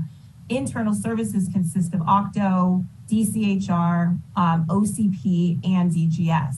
So we meet regularly to say, here's some of the issues, the hard to, kind of the challenging issues and how can we get resolution. And they're really in it with us, right? Like DOC, we had issues with the boilers. We engaged IIS and we're really able to get a resolution relatively quickly as compared to maybe sometimes at the agency level back and forth. So it's that kind of elevated and more systemic engagement where it's like, here's a list of the issues that are public safety and justice-based issues. Let's talk through our agencies.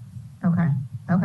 And it helps them to prioritize because obviously like the individual issues, there's a lot of them. So being able to sit down as a cluster to cluster, helps them to have visibility into sort of a larger picture of what's going on and to manage their agencies in that way then. Okay. Thank you. Thank you, Chairwoman Pinto. Thank you, Councilmember Lewis George. Thank you for being with us today. Okay, there was a lot of good stuff there. So I'm trying to think about our best use of time here, because some of those I have follow-up questions on. But I want to get your understanding of kind of the life cycle in practice when it comes to our youth.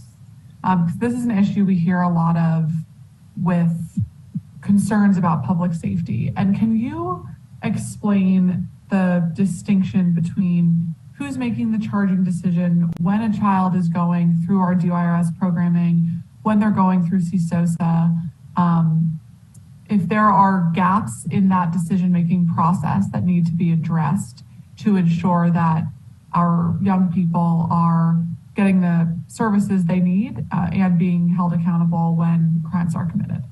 Sure. So the juvenile space is one that's mysterious to people, but was my home base for 9 years. And so initial arrest, right? Like if a young person commits a crime, MPD arrests, charging decisions are made by the Office of the Attorney General, which has a jurisdiction over juveniles and over juvenile crime in the city. So versus adults, where the U.S. Attorney's Office, right, like makes charging decisions. So at the initial, just like kind of the MPD and OAG will have conversation right at arrest. Is this a youth that we need to bring into the youth service center to be processed by court social services? Court social services is probation for youth, and it's under the court, DC Superior Court. So oversight for juvenile probation is by the court in court social services, so not the executive. So I've now named kind of MPD, then OAG, then there'll be, right, like some interaction with CSSD. A court, the young person will then go to court after a charge if there's been a decision, hey, we're not gonna hold them overnight securely. They'll go to court. And the judge will then make a decision, hey, does this youth need to be held at the facilities run by the district? So the juvenile detention facility in the district is Youth Services Center on Mount Olivet Road. That decision the initial decision is made by the court, and the court can release a young person home. The court can say, hey, this youth needs a little more supervision, and they'll go to a shelter home, which is, again, contracted by the district, or they'll be held securely pending their matter, and that's at the Youth Services Center run by the executive. The youth process then goes forward. We are not, the executive, if they're with us, then, we have them at Youth Service Center. Otherwise, we're not really involved in that process. And so the adjudicatory process, or that determining what's going to happen with the youth, is the prosecutors at OAG, the defense counsel, and then the court. If a youth finds their way to commitment, right, which is the deep end of the juvenile justice system, that's when the executive becomes involved again, because we run commitment through the Department of Youth Rehabilitation Services, and then they'll be committed for a certain period of time, at which point DYRS then makes all decisions about what sort of services, supports, level of supervision, level of placement is needed. So we always say that the executive runs the front door of the Youth Services Center, and then basically the back door at DYRS. And in the middle, we're not actually legally, we don't have any legal authority over that young person in that process. So does that make sense? Okay. It does. I'm going to ask you two follow-ups here so you can kind of address both of them in the way that makes most sense. So because today we're having an oversight hearing also of the Attorney General's, very timely. Within that middle process, as you look at the challenges that we're facing with young people involved in criminal activity, and as you and the chief have talked about, in many instances, the first arrest being one that involves a gun, what kind of gaps do you see are in that middle process of supports or intervention or accountability? And then second, it's my understanding, and correct me if this is wrong, but if the U.S. attorney determines to charge that young person as an adult, that they then go through the CSOSA process, which limits the district's ability to use our rehabilitative services and supports. And so if that is accurate, how do we rectify that challenge of our inability to reach them?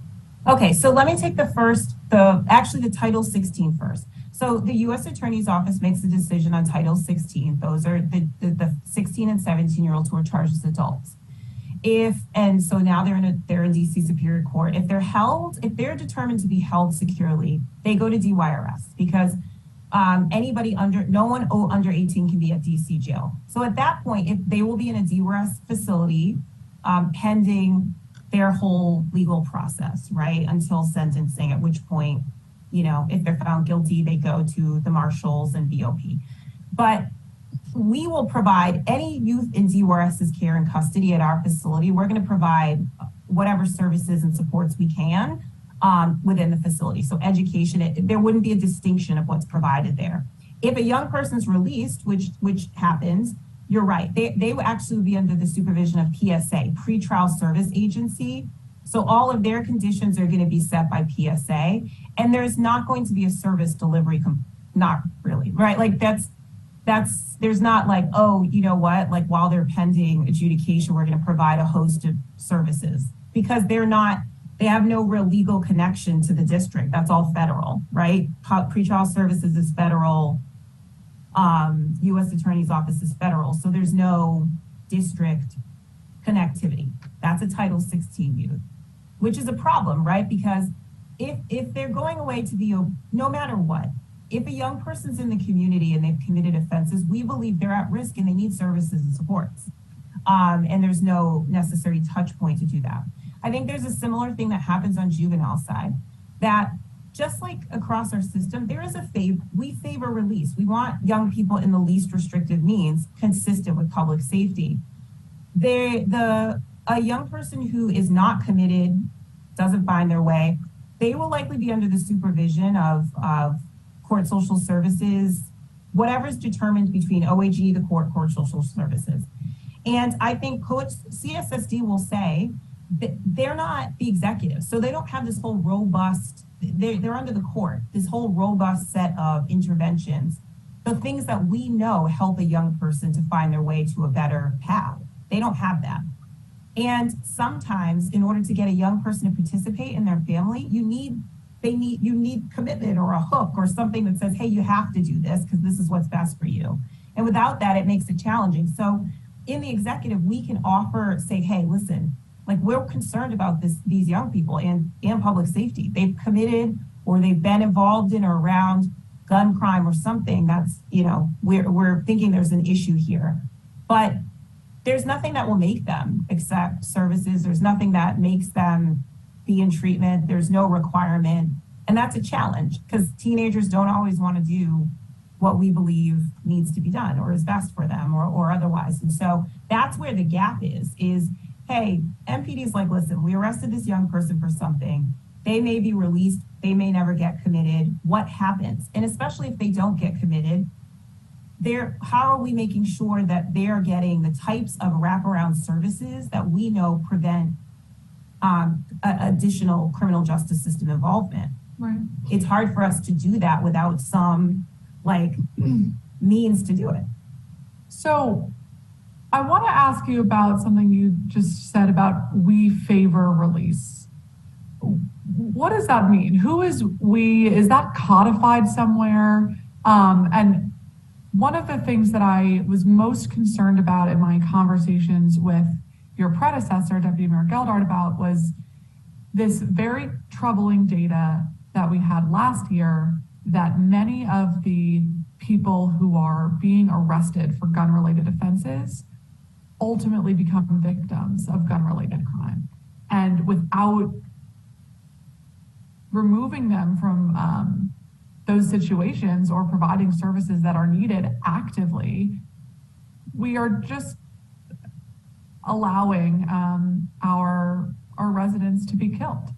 And I'm curious how you think about the intersection of that troubling data and where we are this year with that and what you just described as we favor release. So let me clarify, because I often use we as like with the district, but the executive obviously doesn't make, by and large, the executive doesn't make decisions on detention. There's one instance in which we do, and I'll talk about in a minute. I think there has been seeming to me through the law and listening to our partners in CJCC, a belief that our statutory scheme, I think council, honestly, council's posture was one that supported this previously, that release was favored. I mean, I've certainly heard the court say that. I've heard that there was discussion of a change in 2019 that favored release, right? Like, so there is a preference. And when you talk about the statutory posture, what statute are you referring to? That I can't. I see Councilmember Lewis George, like on the prosecutorial side, like this is, Okay, maybe I can talk more about, I can speak specifically to the one thing under the executive's umbrella, which is determination of level of placement once a young person's with DYRS. But I saw her camera go on, so. I'm just going to say it's statute 16-23T10, which is the criteria for detaining children. And that is the statute for which the court determines whether a child is held or released.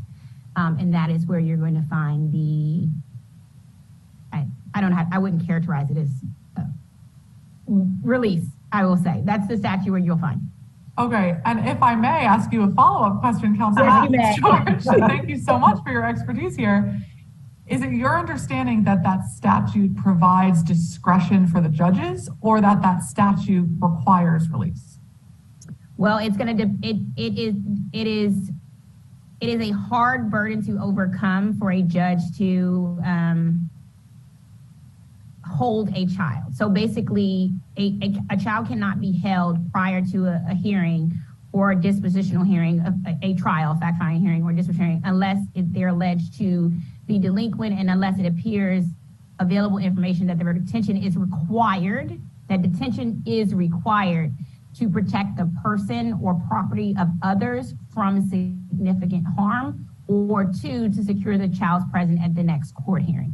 So the judge has to say, has this child, is this child a flight risk to secure child's next presence at court hearing, or is there a person or property, a person or property that is under significant harm if this child would be released?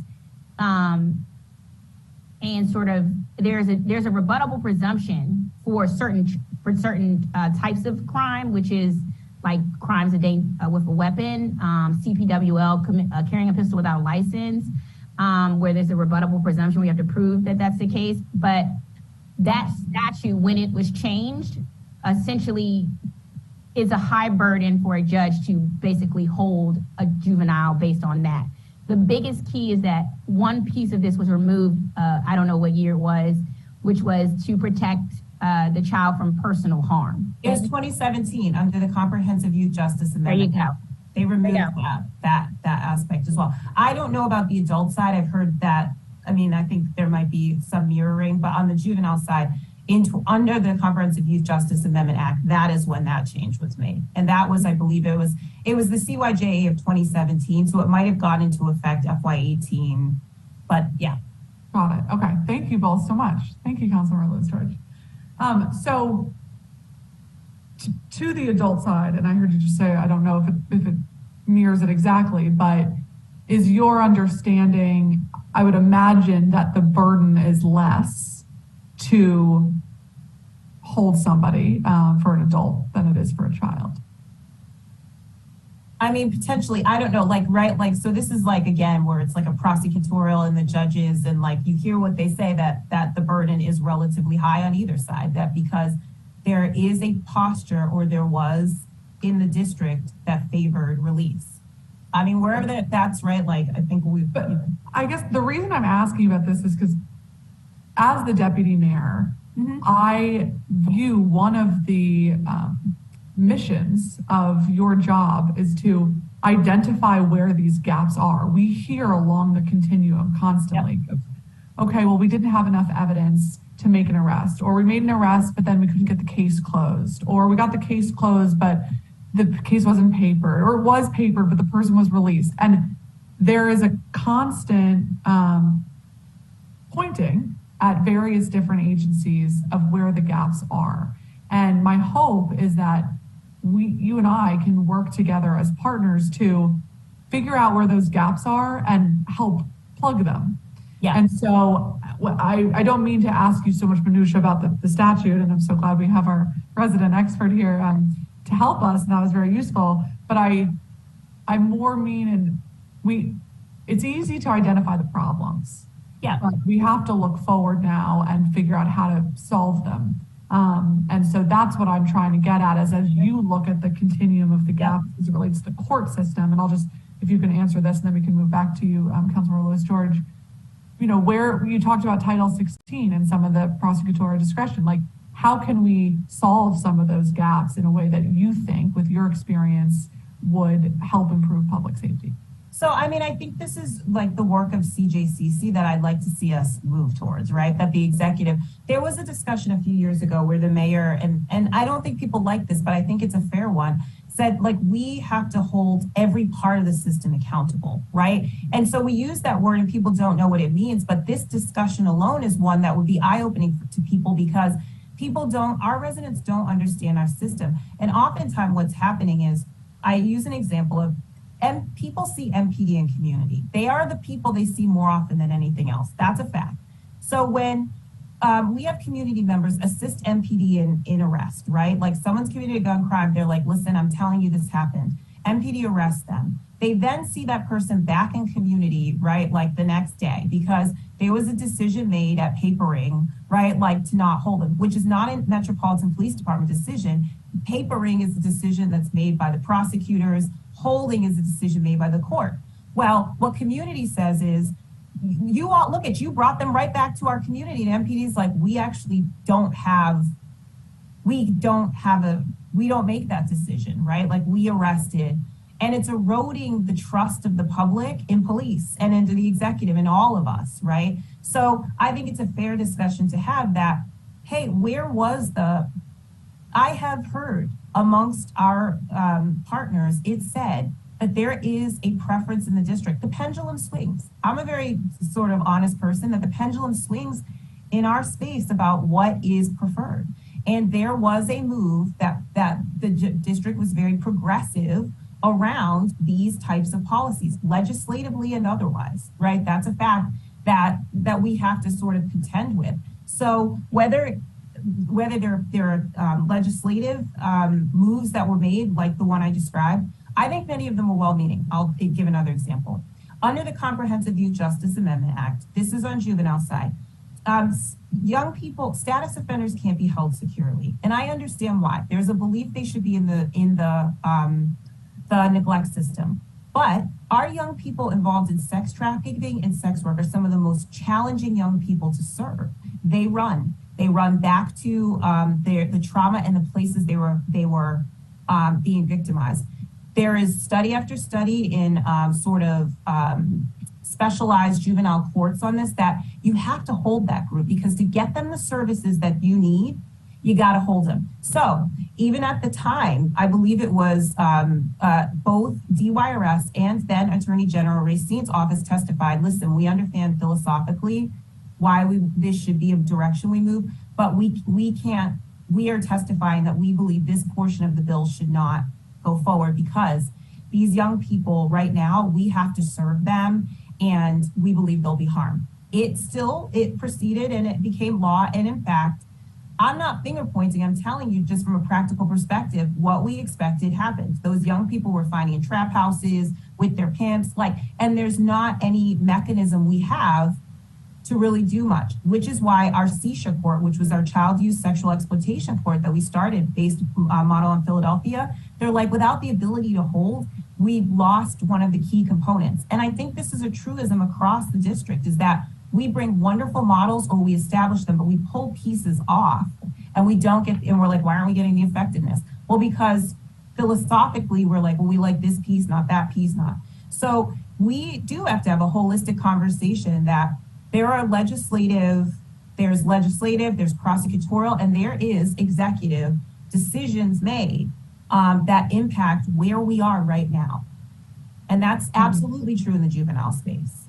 I appreciate that, and I get that. I guess I'll just say, with our new roles in this committee, and when there is a legislative gap, I invite you to make our committee aware of it so we can kind of move in the right direction. But thank you. And Councilor Lewis George, go ahead, you have another 15-minute round. Yeah.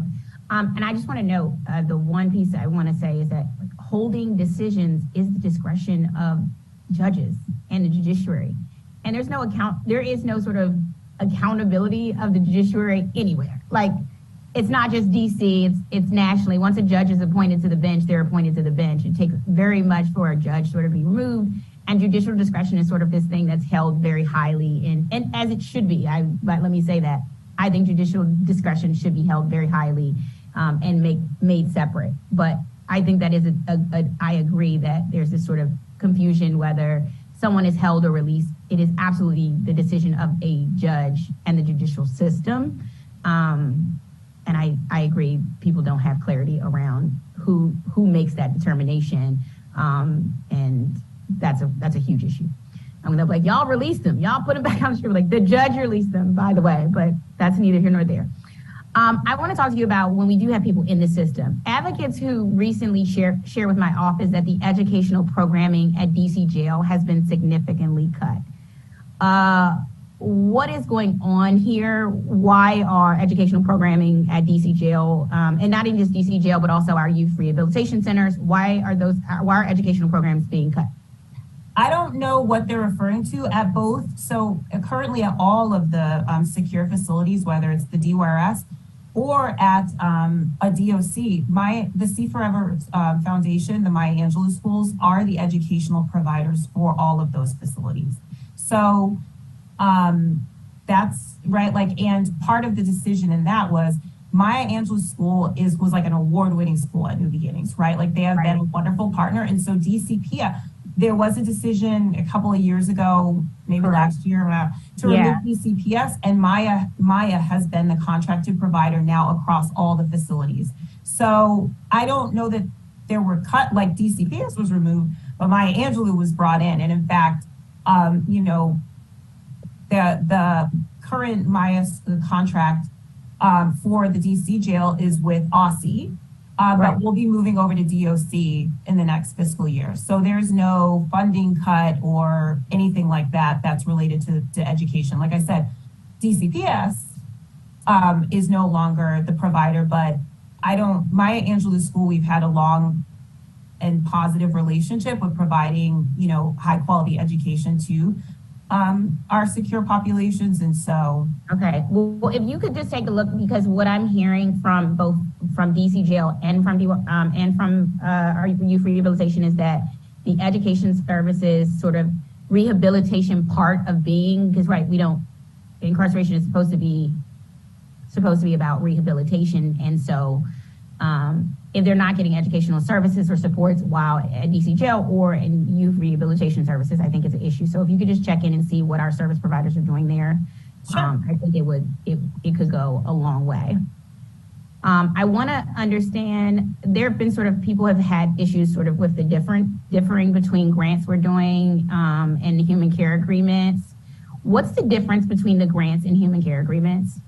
Yeah, so human care agreements are administered through the Office of Contracts and Procurement, right? And so they're versus grants, which are administered by agencies that have grant making authority. And so with the ones VI contracts, they were on OCP human care agreements, which it's not. I mean, quite frankly, that's a challenging kind of model for the VI contracts for what they do. Also for the providers, even working with OCP, because OCP contracts are specific and kind of regimented, to be honest with you, in the way in which they operate. And so the flexibility of even what the ask is oftentimes, we really believe this is why grants exist. There was a model that we had with ones that we had seen in other spaces, whether OVSJG, which is where we first had the grants, right, who are very used to working with these providers specifically and other providers like them in the justice grants and the victim services, but really the justice grant space. There was a decision to put those there first. One has grant making authority, but we also believe you have to have the proper infrastructure. We then moved them to PLC, Progressive Life Center, because Progressive Life Center is the administrative partner for DYRS and has long had a relationship with with DYRS, with the district, right, in administering very similar types of grants. And they are now the administrative partner for administering the ONES grants.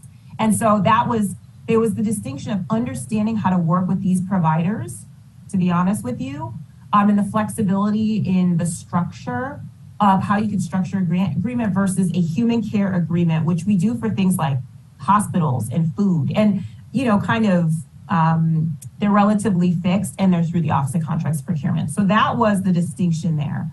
And that was, like I said, made last fiscal, I believe it was like fiscal year 22. Yeah. And so the distinctions, I always say things are a work in progress, and we have some work to do in making sure that the grant agreements, right, are very clear. And because there was a switch made last year, I think we have some work to do in defining the programmatic relationship. The administrative side, I don't think there's challenges because, like I said, PLC is very used to administering these types of grants. It's just, there was a very different relationship between ONES and the providers under the human care agreements in which, ONES wasn't even the contract administrator, it was OCP, right?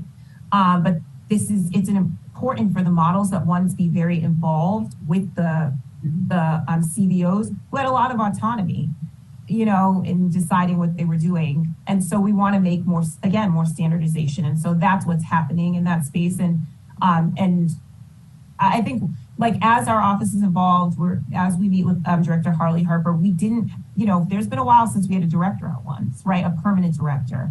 We thank Director Hunter for serving interim, but an interim is not going to make huge changes in structure. And that was a big change. So we're working on making sure the agreements are really clear and that then PLC is able to administer in the way they do all the other grants that they're very used to administering in this space.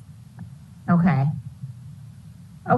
Well, I mean, as you look to figure out best practices there, I'm asking you to look in and try to figure out best practices that are, that'll be consistent across the board and yield good results in, as far as providers go, that yield results in our community that we can be able to report back.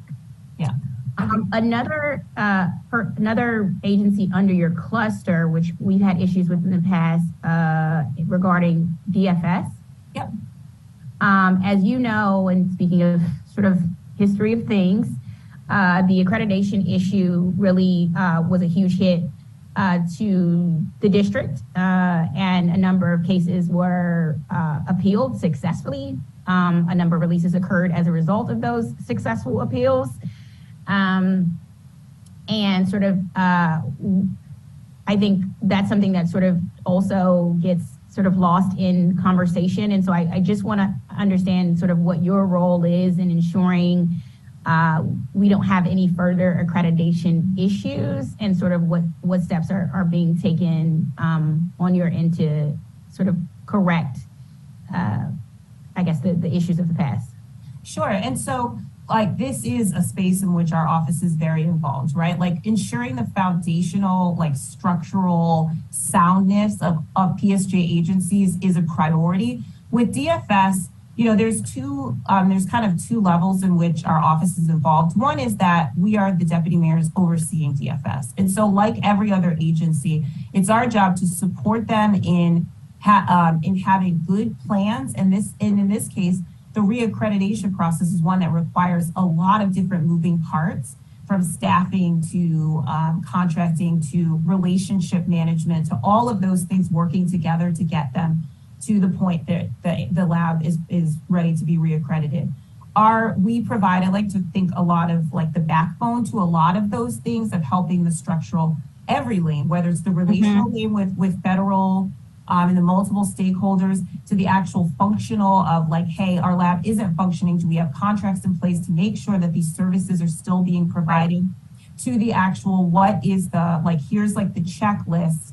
How are we doing on the checklist of where we need to get to the point of reaccreditation? So that's, kind of the one piece. And then we are also the chair, and this is a tricky thing, right, of the stakeholder council. But the challenge across the district, which will always be the case, is we are unique because we have such a strong local federal And our interests can be the same, but they also sometimes aren't.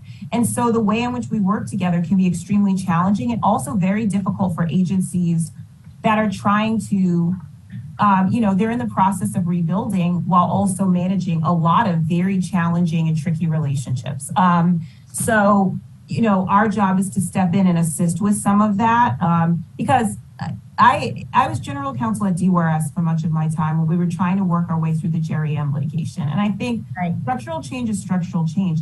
For an agency that's trying to operate and do all these things, it can be extremely, honestly, distracting and very difficult to have all of these various things going on, including, a significant structural change. And so I do believe it's our job to help them continue to move forward because we need a functioning lab and we need functioning lab services and we need good relationships and we need all of it.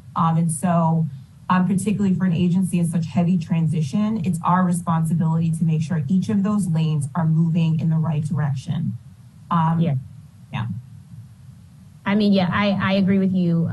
In order for us to successfully bring any sort of cases, if DFS is unaccredited, it means that all of our cases are impacted because it's a required part of evidence that has to be not only introduced but authenticated. And if they can't be authenticated, then the cases are going to get dismissed or charges are not going to be able to be brought. Which brings me to our other point. I know the U.S. Attorney's Office is federal jurisdiction, and so I know neither the executive nor the legislative branch of government sort of has purview over them. But one area in particular that, Deputy Mayor, I'm hoping you can sort of be able to get information on is a lot of times we hear that a case is not papered, but we don't have the reasoning behind it. Yeah. And because we don't have the reasoning, I can't sort of surmise whether is the case not paper because MPD didn't collect enough evidence? Is the case not paper because it was sort of an unlawful seizure constitutionally? Or sort of without the reasons, we can't improve any of the pieces, right, of our end, right? Because if it is, we don't have witnesses to a case, or we don't have evidence, or if it's an area where MPD needs to train officers better on sort of constitutional things, none of these improvements can be made without us us knowing the reasons why a case is in paper. Or is it philosophical? Because we need to know that too, right? But oftentimes I have reached out personally and sent emails and saying to U.S. Attorney's Office, hey, this case was no paper. I would like to know the reasoning.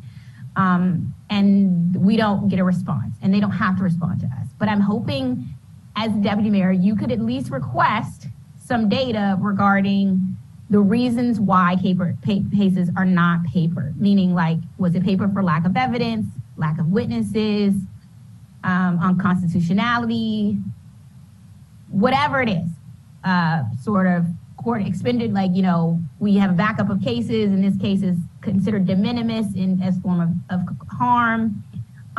My goal is for you to sort of put on that hat and try to at least get some information that can assist the district in dealing with crime in our community. Sure. I mean, I think a big part of the responsibility of my office and myself specifically is we keep using the word accountability, but it is like the transparency to our residents. We all work and serve our residents, right? And so no matter what space you're in, like I think it's incumbent upon all of us to figure out ways to be as transparent with them as we can. And so, I'm happy to take on, we have a working relationship with the U.S. Attorney's Office, obviously, and appreciate the partnership when we can be partners with our federal partners, also recognizing that, we're not always going to be on the same page.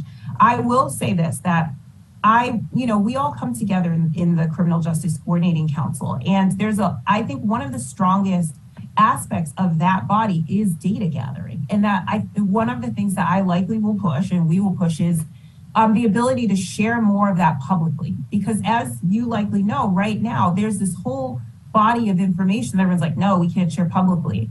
And I do think there's a benefit to our residents understanding. And if we have it, like looking for, quite frankly, a legislative fix or otherwise to say, we need to share with our residents, right? Because we're all working on behalf of, for, and with our residents. And so, why can't we share information? I don't care. I mean, I'll be honest, whether you're local or federal, we all are public servants. And so helping our residents understand or the constituents we serve seems to be in all of our interest. And so I do think where Chairwoman Pinto asked where there's legislative fixes, that is a place, right? Like the way in which CJCC data can be shared is there's an MOU, but there's also the legislative, there's statutory things around what can be shared. And I do think there's some space for us to grow in that space, right?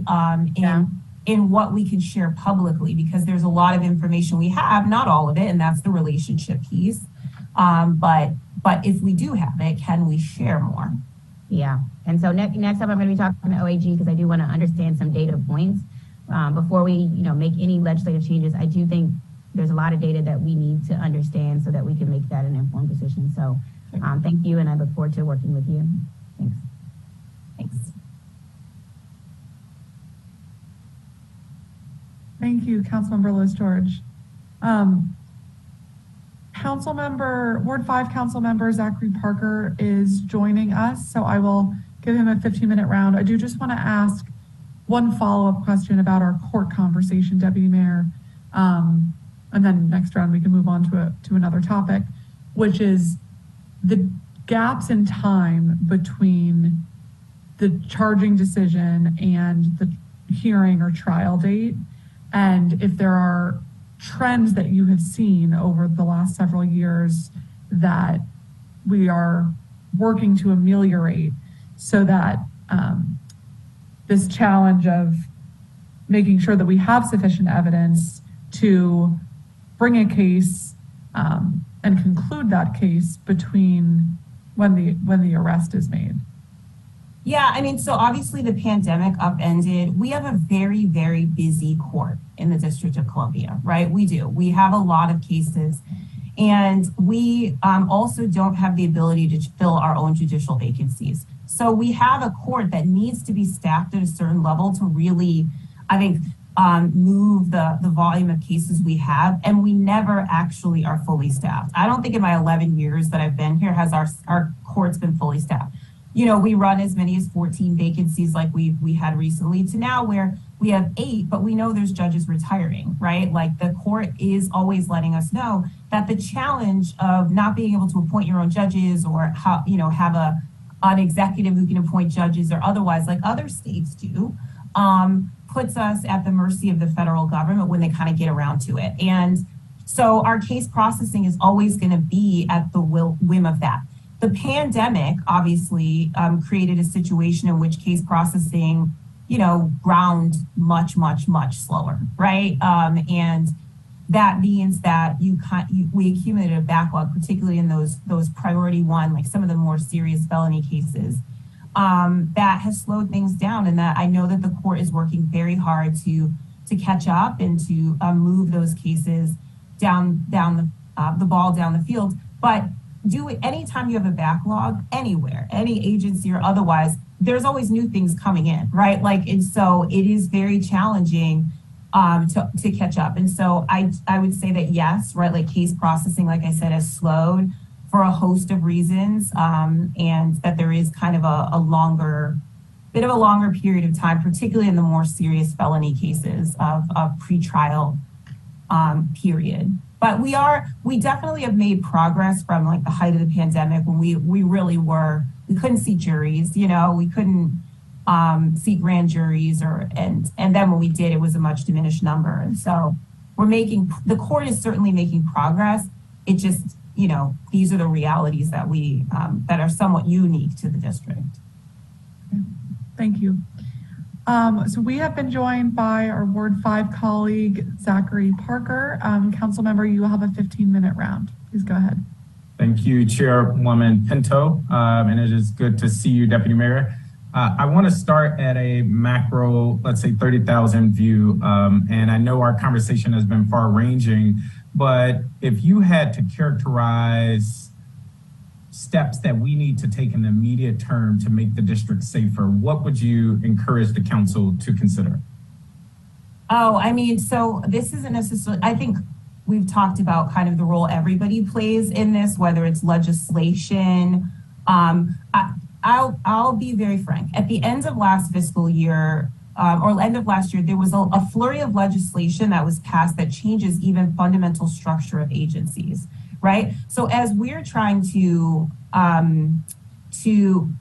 on our side, focus our efforts, worked very hard to get permanent, directors in place or otherwise to make sure that our foundation is secure and that we're moving forward on all of these plans when there's now like sort of rapid shifts in responsibility, structure, or otherwise. Those are challenges. And so I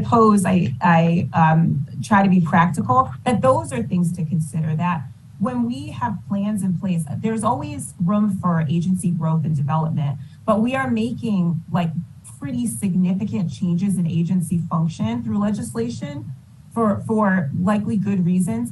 But that obviously shifts focus sometimes for the agencies that are trying to focus on core missions when whole new responsibilities or, for DFS made an independent agency, right? Like not under the purview of the executive. This creates a host of new considerations. So that's one side, I think at a macro level is as we're on a legislative side, I put to you because you asked what council should consider, right? Like, where are we in our system, right? Because I think we are at the forefront of everything in the district. We really do push the ball down the field of reform in so many areas.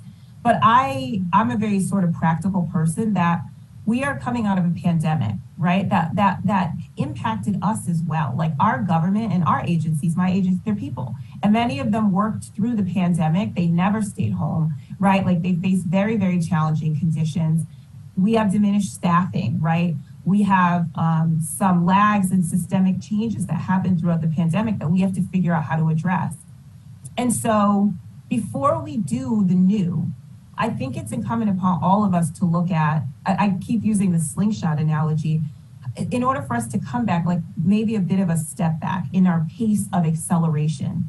And instead, how are we doing foundationally and recognizing that, I have work to do as the deputy mayor to look at my agencies and to figure out how to best support the people who have really put in work over time, who are tired, who are working a lot of hours, to make sure that despite that, we're working together, we're working coordinated across cluster, that we're thinking in new ways how to multiply our efforts to achieve what we have to, which is to make our city safer and to make sure our residents feel safer as well. Thank you for that. And I want to come back to that. And now I'm going to zero in very specific areas. So I know you and Councilwoman Lewis George had a conversation about the DC jail. I've heard similar reports around reduced programs and opportunities for inmates, especially young people, and especially inmates that may need special education services. I am aware of the efforts to make the DC jail a LEA, and it seems as though work is in process there. The concern, though, is that in doing so, there's less oversight, if you will, and to ensure that young people that are incarcerated are receiving high quality in-person learning and instruction. And that was a concern for all children at the height of the pandemic, which is one of the reasons why the mayor pushed for students to return to school, which I think was ultimately the right choice. Yeah. You speak to just where we are in that process and transition, and can you speak to the concerns that DC jail becoming its own LEA will reduce oversight and the quality of education offerings to these inmates? Sure. So on the LEA front, right, like we are having conversations in the executive. What is the best structure whether it's DOC being an LEA or just as DWRS is a public agency responsible for education.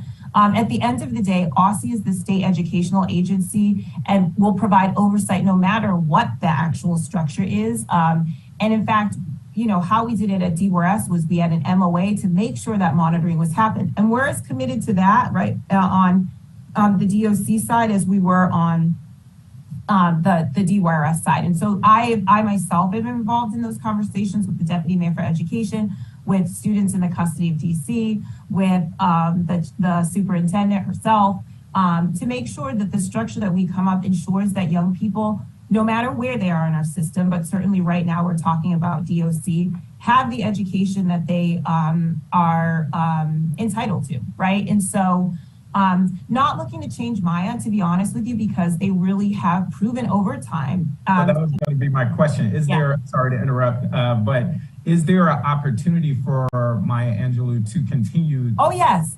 That's our plan. The plan is no matter who, the plan is for Maya to continue to be our educational provider at the DOC. That is, we are putting, well, there should be a contract put on the street. We've been working with OCP to make sure that, like I said, DOC will pick that actual contract up in the fall. There will be no break.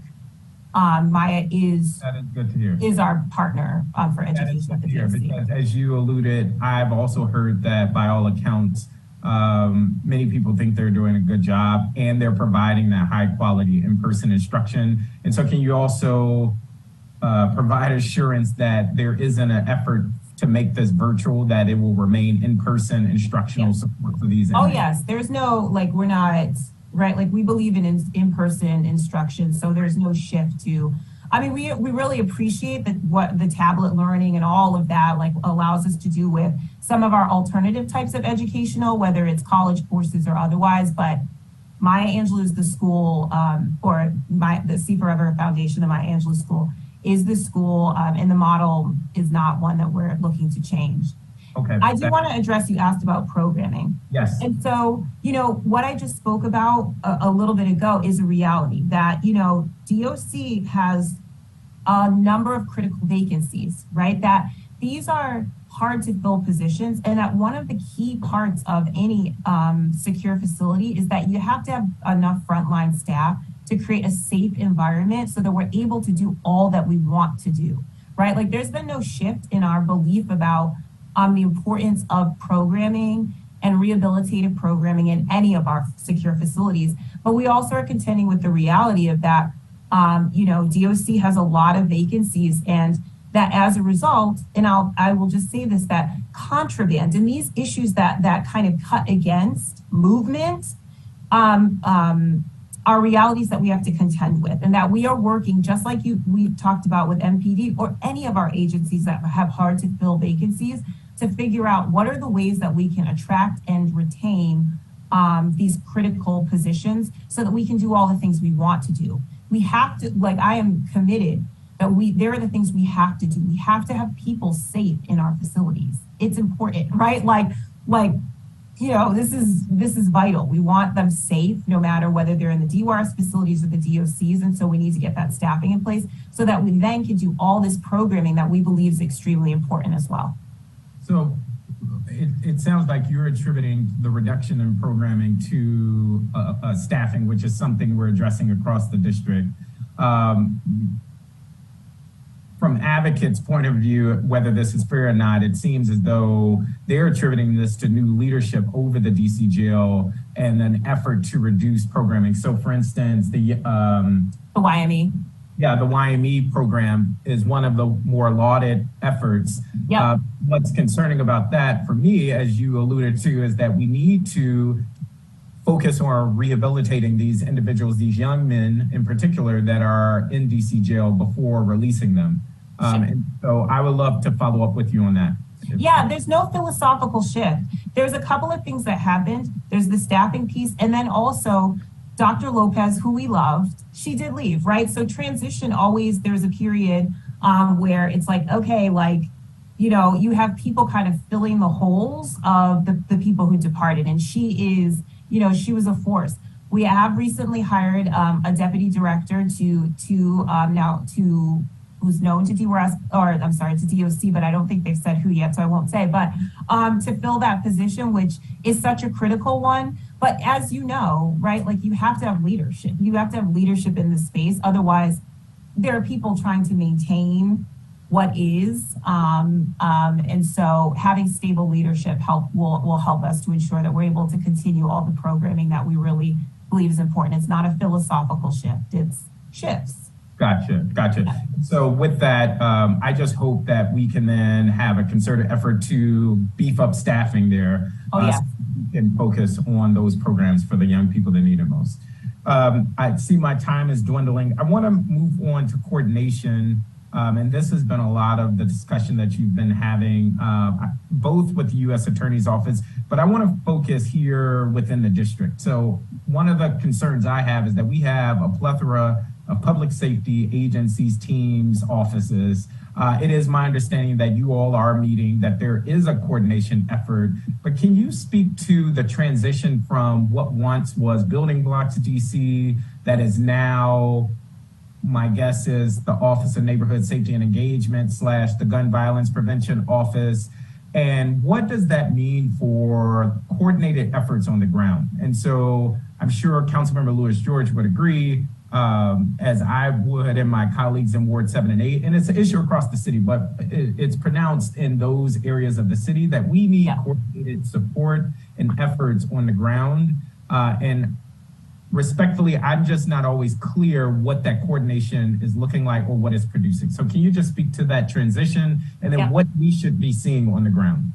Yeah, and so the transition in the Building Blocks Initiative is not a change in philosophy, right? We still believe that how you get the greatest impact in gun violence is by a coordinated, focused, intensive effort on the people and the places most at risk. That's what undergirded, that's the philosophy that undergirded it. But we also, in trying, right, it was the first of its kind, EOC, right, like found that model, while good, it takes a lot to set up administratively, right, like this new model, where we have agencies where this work needs to actually be institutionalized in, right? Because you're talking about long-term work. This is not going to just end, right? Like usually with an EOC, there's an emergency activation, and then whatever the inciting incident is, at some point ends, correct? Right? Like it's not like, oh, we had an EOC forever. It's like we had a snowstorm, we had a pandemic, we have these, we have major events. Unfortunately, gun violence is something that's with us, right? And so creating structures that over the long term are able to address this is important. And so that's what we learned is we have the Office of Gun Violence Prevention was established to set up like with all of the things that you've described, an overarching policy perspective on what are we doing and how are we doing. And then on the other side, you had PSJ, which has the operational agencies. Place-based work was assumed by my office, right? And our community outreach coordinator and a team of folks doing outreach in certain neighborhoods. We particularly focused on the Homicide Reduction Partnership Initiative areas because that's where our focus was last year. And then you had ones being operational. Well, part of what we saw is no matter what in the government, if you have different leadership, you often there's the push and pull, which is why Linda Harley Harper was named by the mayor to be the director over ones in OGVP because it brings together in a single place policy and operations. So there's there will be less of, our hope is less of that tension, and also the support of DMPSJ, because one is a DMPSJ agency, so you don't have kind of out here this other arm, if that makes sense. Sorry to interrupt, but I see I only have 1 more minute. So there was a shooting in Ward 5 in the Saratoga community last night. Yeah. What I'm getting at is, what should I be seeing on the ground? Because there are violence interrupters in that area. Obviously, MPD is following up. Yep. There just seems to be a lack of a coordinated citywide approach, which is what was the promise of Building Blocks, which is what is the promise of many of these agencies. And if you could just, in the last 30 seconds I have, speak to what should we be seeing on the ground in response to that shooting in Saratoga last night? Okay, so what would happen today is there was a call at 8:30 with MPD who outlines for our violence interruption space. So it used to be OGVP in our office, right? But now it's like one's OGVP, kind of same thing, explaining what happened. There's then a coordination meeting with the VIs, right? Where now one's is like, we understand what happens. Now, who are our VIs in Ward 5? Whether CURE, right? Because we're now working together with CURE at an operational level, the administrative or whatever, who knows, right? We have to work on that. But operationally to say, does anyone know any of these people? Is anybody involved? Who's touching that neighborhood? It's like a critical incident response type deal. And sometimes we don't know. Then to formulate a plan of, okay, are there people who need to be spoken to, right? Like, do we need to, do we need MPD resources? What are the resources we need to mediate any dispute that this might be arising out of? And it really is that very granular of like, they had a call at 8:30, they'll have a call at 2 o'clock. They'll come up with a plan with the actual CBO and VIs in Ward 5, and then it's the go to work piece. And so what you see sometimes is hard to know, like to say, because each incident is different. Some are not crew based, some are, long-term disputes where people have been trying to mediate, and so you don't really see that work, but it's happening. I don't know if that makes. I have more, but that is my time. I want to be respectful. Thank you, Chairwoman Pinto. Thank you, Councilmember Parker, for being here. So Deputy Mayor, let's keep talking about our violence interruption programs. And as you have come into this role, as you look at the evolution of where these programs started and what they've kind of turned into, it seems like we had building blocks in 2021, which sort of morphed into People of Promise. And now with the leadership of Director Harley Harper, we're combining, it seems a little bit, the Office of Gun Violence Prevention and building blocks with ones. And so can you talk about kind of how and why those decisions were made and why that gives you confidence to have them housed in one central location, if that's what's happening? Yeah, I mean, so there's like 2021 wasn't the start of sort of our work in this space, right? Like we've long had community-based organizations doing prevention and violence prevention and violence intervention work.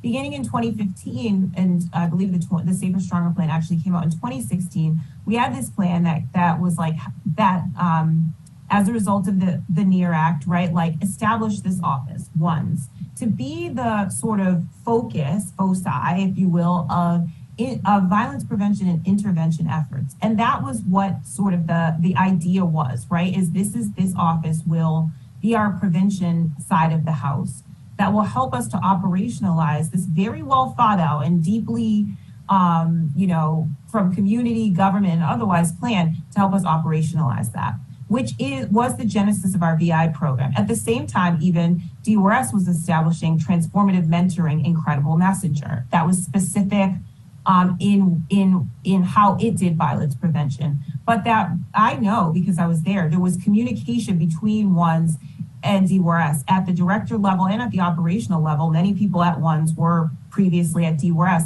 on, what's the model? How are we going to do this and otherwise? That evolved.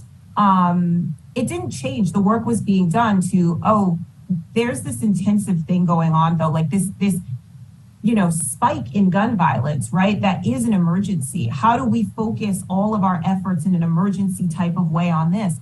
Which was the thinking illuminate. It didn't change the theory, the model, or otherwise that undergirded ones.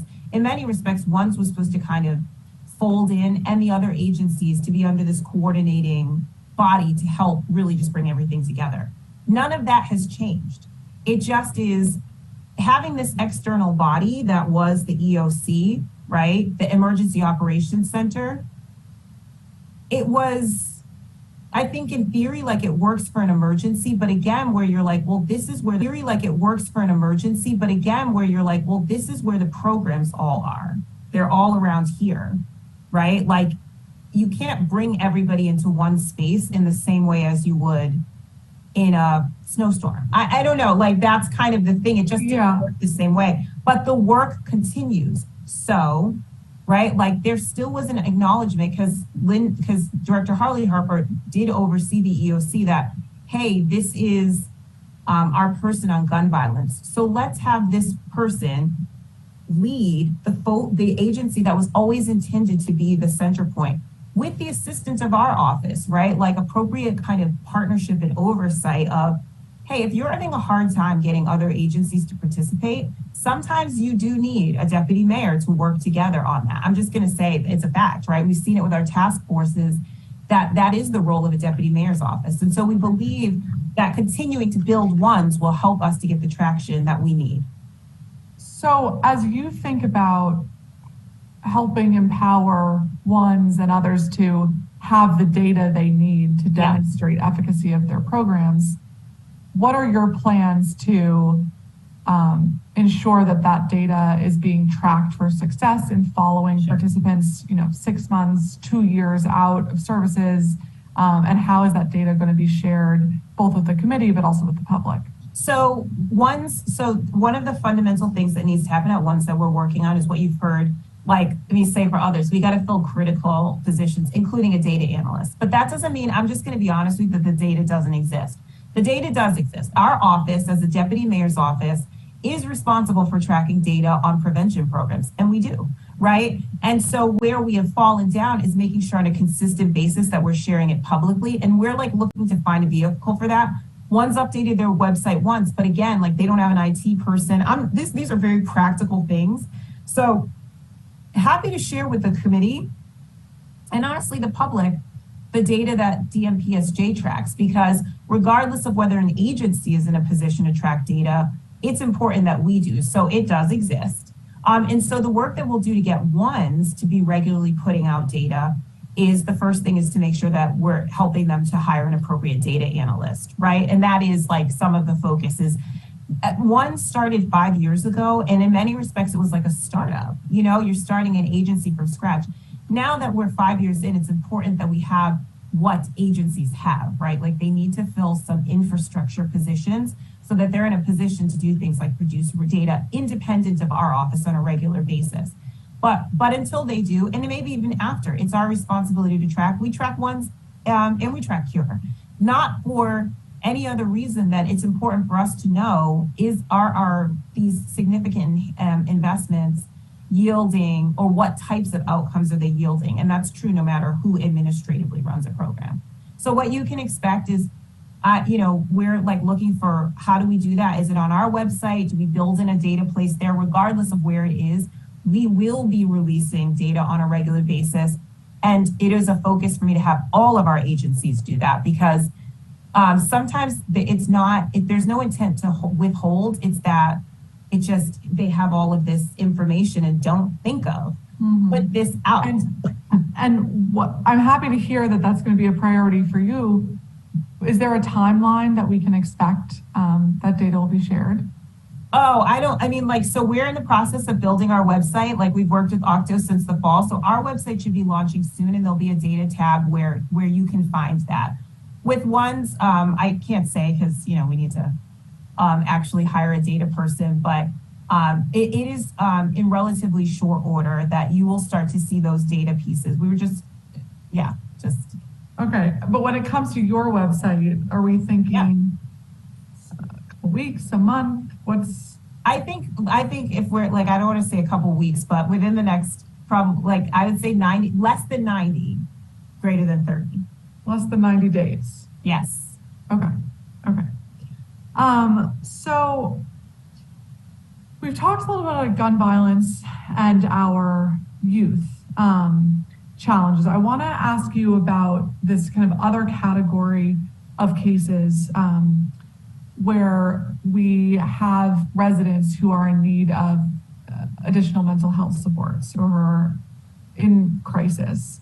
How do you think of your role in connecting with others in the mental health services cluster and the community behavioral response team, and making sure that there's an appropriate partnership with MPD? Because I continue to hear both from behavioral health outreach workers and MPD officers that there is a disconnect sometimes in who is responsible for what, and then what happens after the initial call is made to make sure that that person is provided the services that they need and that the community is kept safe. Yeah, so I mean, there's multiple levels in which we're involved. Like first, the partnership between OUC, DBH, and MPD is a critical one, right? Because the determination of how calls are dispatched, it does certainly start at OUC. And so we are working very hard on a couple different levels to strengthen the DBH alternative response, because we have only diverted a very small number of calls, and there's a number of reasons for that. One is there's not an intuitive nature to the OUC dispatch protocols right now, and we're working on bringing in a system that will create more algorithms, and quite frankly, that will automate some of what is diverted. Because for the OUC call taker, they're going through a whole host of questions, and then at the end they make a determination. Oftentimes a resident doesn't want the alternative, right? And so they're going back and forth. Whereas with some algorithms built in, it takes away and has more intuitive decision making, where we can program in with all our alternatives, whether it's DDOT, DPW, or the DBH alternative. You program it, and so it automatically will start to cause dispatch to go in a certain way. That's one thing. We also have gotten technical support. That program, the DBH program, was accepted into the Harvard Kennedy, one of their programs, to offer technical support to help us strengthen the partnership, the training, because the truth is that some of the dispatch comes with fear. It's sometimes not altogether clear whether this is a public safety issue or a pure mental health issue, which does drive there is that human element of the fear, which is driving some of the dispatch. There is MPD and DBH are working on some training protocols between the two of them to help strengthen that partnership. They're going to be doing a pilot where they do a one-to-one. So if a mental health professional goes out, MPD will match up one-to-one, which will help without a larger response, right? So that they're dispatching, but in a way that will help both sides to more appropriately determine, the best way to proceed in that space. Then on the sort of the larger scale, there's obviously the discussions between Director Bazron and Dr. Bebout and myself and our agencies about how we can work better together, get more impact on the dispatch side, and obviously making sure people are connected to the right services. I think it's all, again, too, becomes a work in progress, because if we're realistic, like, we have far more mental health needs than we have, not resources, but mental health providers, which is a shortage across the country, where the pandemic created more of a demand for both mental health services and alternatives to police, but less of a supply, right, of individuals to do it. And so, we're working on ways like first of all, making sure that we're dispatching appropriately, so we're utilizing the resources we have, and then going from there.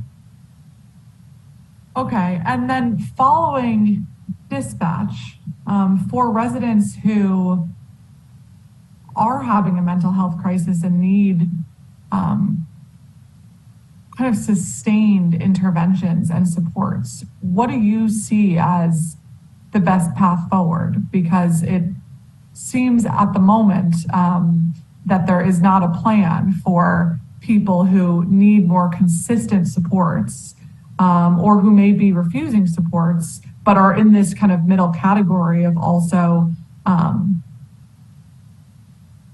causing public safety challenges to others. Yeah, I mean, it's a challenge because the case, right, like, there's the part of it that certainly public safety owns with public safety challenges, but how the mental health sort of case management, I will say it is further out of my lane than the public safety space. When it comes to individual issues or individuals who we know are having mental health challenges that are causing sustained public safety, those are conversations we have. I think I used an example of our encampments, right? Like, these are very, very challenging.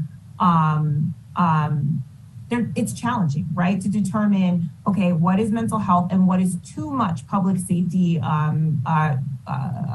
issues that cause the public safety cluster to have to say, hey, listen, we're at a level of public safety challenge that requires a real acute intervention. And so I would love to say that there's these clear pathways we have, but we don't have them. They're extremely difficult issues in a time where the demand far exceeds, our ability to address every issue that comes up. I can say that, there are discrete mental health issues that our office is working on, whether it's, a big issue for us is the expansion of juvenile mental health and acute psychiatric care, which is a shortage. There's a lot of complex and challenging issues we're working across. And so I can't say sitting before you that we have formulated a plan how to address that ongoing challenge. It is a gap. And I think it's one of those discussions that are we have to talk more with our colleagues in DMHHS and the behavioral health space about how to fill that. Okay. Well, I ask you to stay focused on that because that continues to be a concern. And, I could list you off a dozen cases just in the last couple of weeks of severe public safety challenges that have been presented to various communities across DC, serious weapons that have been found, and the police response or the judge's response in some of those very egregious cases with extremely dangerous weapons and behavior and activity has been, well, it may be a mental health challenge and therefore there's nothing we can do about it. And that's the category that I want to make sure we're working towards a plan because we can't kind of shrug our shoulders and say it doesn't squarely fall within either bucket and therefore no one covers it. So look forward to working with you on that. I do just want to ask you before I move back to my colleagues, you talked about some more interaction with Cure the Streets in the Office of Attorney General's outreach workers. How are you working with them specifically to make sure that the clients they're working with have access to the wraparound support services and other government resources from the executive's perspective?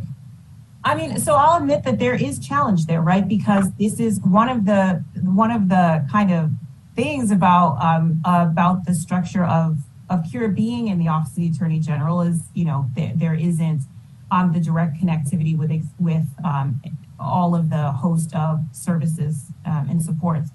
I think there's long been a relatively good relationship at the kind of the street level, honestly, between Cure the Streets and ONES. We are trying to systematize that more through joint meetings, right? Like I've participated recently in meetings that we've had in different communities where there are Cure ones and quite frankly, credible messengers to try and coordinate, because oftentimes, to be honest with you, in a number of our communities, the left hand does not speak to the right. And so there is a lot of services and supports being offered, many duplicative. Those type of very sort of grassroots weekly conversations are part of what will help us to best determine how to systematize that. But the challenge of having two different administrative structures and things like that, that's all. I think as long as we continue to have programs that are kind of all over the place, you will face those challenges. And the best that we can do is the process that we're going through right now of really looking at the entire continuum and being like, what's the model? Is there a way to operationally bridge any gaps in service delivery? But some of I think there's an ease now. My hope is that with the new Attorney General, there's ability to work. There was tension, right? Like previously between the executive and the Office of the Attorney General that I do think hindered the ability at a higher level to work together to make sure those services and supports were there. And so my hope is, we're all new, right? Like so that there will be maybe some of that removed that will help us to more systematically operationalize that versus just kind of on the ground street level.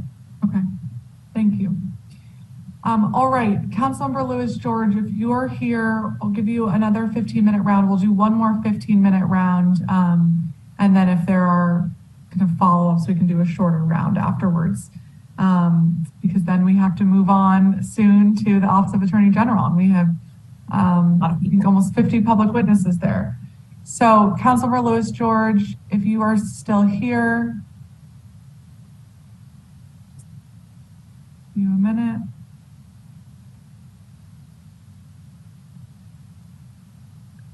All right, Councilmember Parker, you're in luck.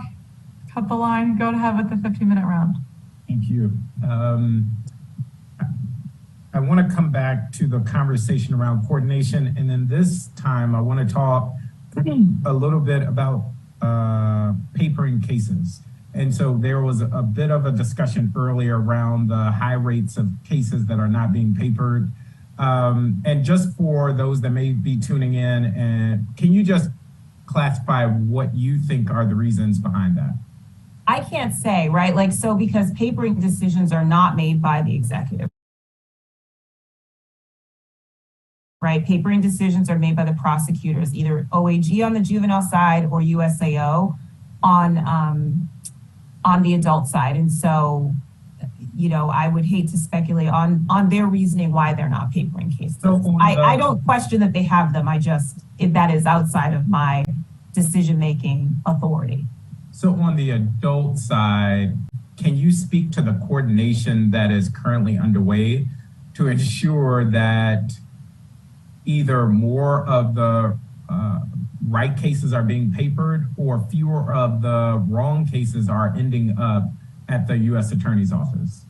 I don't know what the right or wrong is, right? Like, I mean, I think our role in the executive is to enforce the law, right? So, you know, MPD to arrest when they believe that there's probable cause to do so, and to do everything that we can to ensure that what's presented are the types of cases and the level of evidence that will allow the U.S. Attorney's Office on the adult side to make whatever decisions they're going to make on papering or, you know, the prosecutorial decisions throughout. That's the only piece that we really control. Yes, but part of the narrative that we constantly hear from the executive, respectfully, is that a large part of the issue in the district is that so many cases are not being papered, and or particularly with juveniles. This narrative, and it's permeated everywhere across the district that I'm at ANC meetings, and you have residents that would say, well, crime is out of control because either the old AG or this office is not holding juveniles accountable. And so it just is surprising that there wouldn't be more of an effort to coordinate, if that is truly what the belief is, to ensure that we can increase the amount of cases being papered or decrease the amount of cases showing up either at the Attorney General's office or the U.S. Attorney's Office. So I need to just correct something. The executive actually, we very rarely have said much about papering specifically. So I understand, I'm an attorney, so the specificity matters. That when we speak about accountability, that can mean a broad range of things, but we have not necessarily specifically opined on the percentage of papering or lack thereof. I do believe that what we can say on juvenile side is the number of cases that proceed to commitment, that in fact, the acuity or how serious the offenses are for many young people in this past year, their first offense was it was a higher percentage of violent offense, and we have seen increases, overall decreases collectively in juvenile arrests, but increases in some critical categories like carjacking or otherwise. But we have not seen a corresponding increase in commitment, right? Our commitment numbers continue to decline. So the middle portion we don't own, right? Like, we present the case, and then there is a adjudicatory process by the Office of the Attorney General, juvenile side in the court, that the district, the executive doesn't really have the ability to say much about. But what we do is participate in this Criminal Justice Coordinating Council, working together with our partners to determine, are there areas that are under our purview that we can improve? Two things, but let's, and many would push back on what was just stated, but let's accept that as fact or the case. going back to coordination, if you are feeling as though young people are not being committed, as you put it, or held accountable, on the district's public safety side, what is being done to account for that? Or is it just is it finger pointing to say you all should have committed more juveniles who are breaking the law? No, I don't think it's finger pointing. I think that everybody has to own the parts of the system that they own, right? So on the executive side, right, like we will own our responsibility, but I think it's always important for our residents to understand who is responsible for each part of the system, because accountability, whether for our residents, our juveniles, those committing offenses, us as a government, is a collective thing. So, that's right. So creating clarity of where people reside in the system is important. That being said, we have always said that our goal is, whether committed or not, is to serve young people who need help, whether that's through safe passages, whether that's through one's leadership academy, which we've expanded, whether that's through the expansion of services and supports that the achievement centers that DRS has extended far beyond committed youth, to the creation of programs that we're working on to expand services and supports that DRS offers to even non-committed youth. The executive is doing, is owning that these are our young people, and we're going to offer them and their families support wherever we find them. Got it. And just to clarify, the Attorney General's office is determining whether or not to paper. It is the judiciary that is determining the release. So it depends. So like the release, like, so if you're talking about secure detention decisions, there's like complicated, but secure detention decisions are made by the court. That's correct. I get this, and I have questions for the Attorney General's office, because there are real questions around what are we doing to rehabilitate youth that may be moving down the wrong way. I'm not oblivious to what's happening on the streets. I guess what is troubling for me is, and I'm coming back to coordination, if we know, or if we accept that young people are not being committed, papered, whatever the case may be, the question then is, how are we as a system, a city, accounting for that? And maybe that's an unfair expectation, but I would like to be part of that discussion around how are we going to compensate if that is really what we believe? Because what I'm hearing in community meetings and from neighbors is the narrative that we're talking about, and they're very clear on the different parts and who's responsible for what, but they are still concerned about the direction that the city is going. And a lot of this, for me, comes back to a lack of coordination across all fronts. So let me say this. So the mayor called a meeting with principals, right, of middle schools, high schools, and for our charters and our DCPS schools. And there was real concern. And like one of the key things people wanted to know is, who do we call, like we have young people who we know are at risk. We know these things are going, who do we call? Where's that person?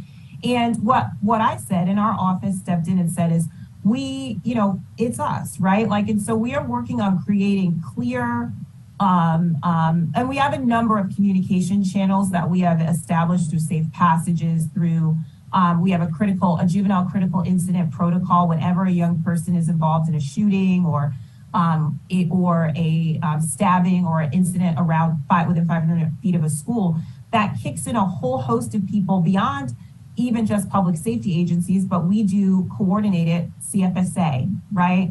DME, Deputy Mayor for Education, DCPS, because like I said in my testimony, the unique nature of juveniles is that there is so many different entities around them that when you talk about coordination for us as the executive, we're like, whether a young person's arrested or otherwise or not, if there's any sort of an incident we become aware of, we are going to offer services and supports in this wraparound fashion that I just described. And it's very much like, it's incident by incident, because that's how we have to build out this, the system.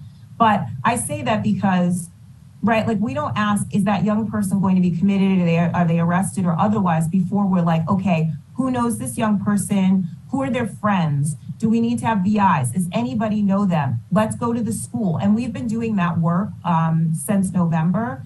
and it's effective, right? Like we have had less retaliatory shootings amongst juveniles. And that doesn't ask the question of, are they going to be committed? What's happening with, it's right now, this thing happened. Something happened at school today, right? We need to step in and make sure that nothing else happens that we're wrapping around this young person. And so that's part of the process that that essentially the mayor was like, listen, in November, like we need to address this. And that was the process we came up with. It also is why we brought in the consultant in Clint to help us look at, hey, we have all these things in the continuum. No matter what happens, if a young person doesn't make their way to commitment and get a credible messenger, we have this whole continuum of services and supports. How can we be coordinated now in recognizing kids aren't getting committed? So here's how we utilize whatever we have in our toolkit to address them. So there's the dual level of we're doing, and then we're also planning to build out the system. Okay. I just would,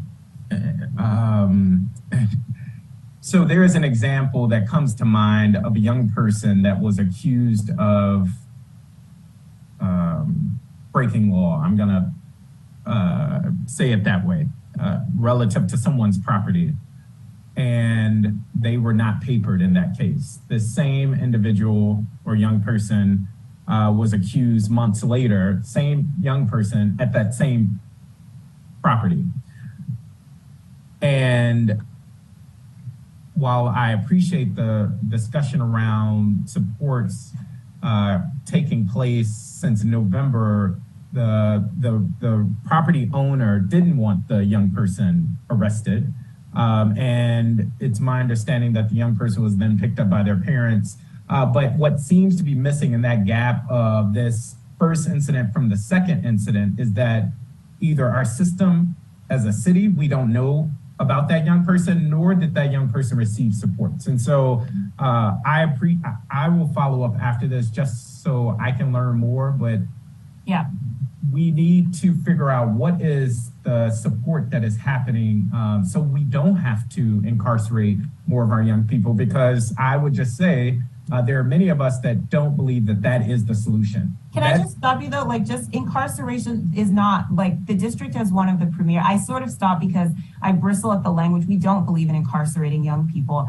And, you know, over years and years. To be fair, some people are suggesting that we should. Okay, when we talk about commitment, DWRS, the large bulk of young people who are committed to the Department of Youth Rehabilitation Services are not, they don't go to a secure facility, but when they do, we have worked extremely hard over decades to have, in fact, the premier juvenile justice system. I say that because I know, having been there 9 years, there are hundreds of workers at New Beginnings, right? Even our secure facility, PsyDs, people who have spent their careers really trying to figure out how you show love to a young person in a critical and difficult spot in their life, and how you do it in a space where they have committed criminal conduct. And even if they're securely held, which we, again, don't incarcerate young people in the district, that they receive the love, support, and care, and their family does as well, so that they don't recidivate. And I have to say that because on behalf of the more than 500 employees at DWRS who really have committed their lives, many of them over decades, to being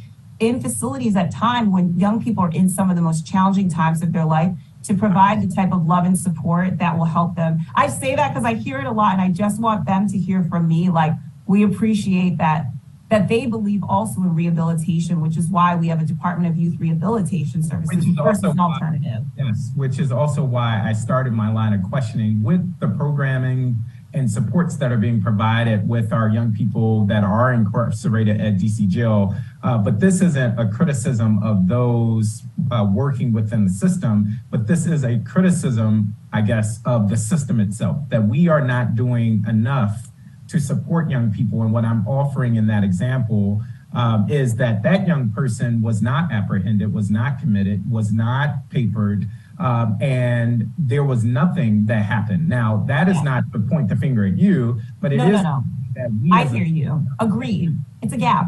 There is a gap that we. Yeah, it's a gap.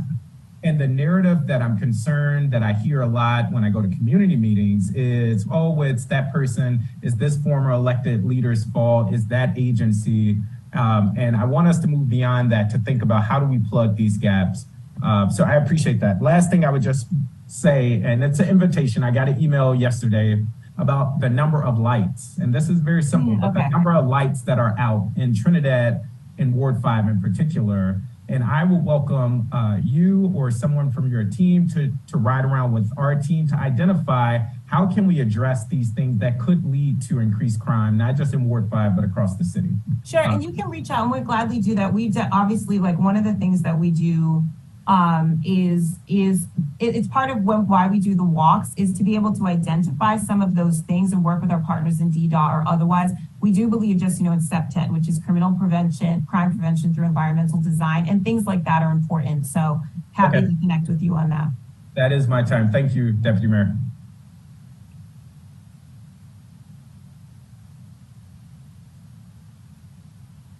Thank you so much, Councilmember Parker. All right, Deputy Mayor, let's talk about federal funding. There have been a number of programs that we received federal funding for over the last several years, including for our violence prevention work. And some of that federal funding is going to run out or stop. Do you all have a plan on how to fill those gaps to support our violence prevention work without the federal assistance? We do. So obviously there is the ARPA cliff we talk about, but certainly going in and determining how some of the funds would be apportioned. There was thinking, at the start of when the planning was made on some of the programs we know we're going to have to continue with local dollars. That was part of the planning at the beginning. Certainly not all of them. Like some of the process we'll be looking at. How did these programs do? What were the outcomes? Do we want to continue them in some form or fashion? But there was absolutely, particularly in our space, and since so many investments were made in gun violence, in preparing for when FY26. I think the funds go through most of them in this space through FY25. In FY26, what we will fund with local dollars. So yes, we have thought about and have done some planning around that. And certainly over the next fiscal year or two, we'll be doing evaluations to determine what others need to move to local dollars. Okay, thank you. Going back to our conversation of youth, kind of stepping back in the timeline before an arrest happens. And I talked briefly about earlier today, this data that Chief Conti continues to share around the first incident of arrest being involving guns or more violent crime, when we didn't used to see that. And that kind of runs in contrast to the theory that we've been hearing about the smallest number of individuals in the city being responsible for the most violence and kind of addressing those specific city blocks. And so how are you reconciling those two seemingly inconsistent data points as we think about a path forward? I still think that they're consistent, right? Like it's still a relatively small number of people, whether adults or juveniles, who are responsible for significant or for a significant amount of our gun violence, or people very directly linked to them. Because in fact, in our city, a lot of our gun violence is crew-based violence, right? Is neighborhood beefs and disputes. That being said, right, like they're absolutely, even with overall, right, like even juvenile arrests have gone down, right, like significantly in the past fiscal years. So that proves out that as our number of arrests go down, we do end up with maybe some more acute individuals that on adult and juvenile side. So, there has been some, it's still a relatively small number, right, who are causing the most amount of pain for our communities. But we definitely acknowledge, and what you've heard us say is that we do have to look at our juveniles, because there has been a shift in the past couple of years that, in looking at, we think the pandemic has accelerated some of it, where this, and also the ready available of guns, that like we just have so many guns that have led us to a place where there is a little bit less of an escalation with juveniles, right? It used to be kind of, you work your way up and there's a greater number that are just kind of leapfrogging up. So, but I think the chief would agree when we say, like, you have to look overall, arrests for juveniles are down. And so it's still a relatively small number, but too great of a number and a troubling number when it comes particularly to juveniles.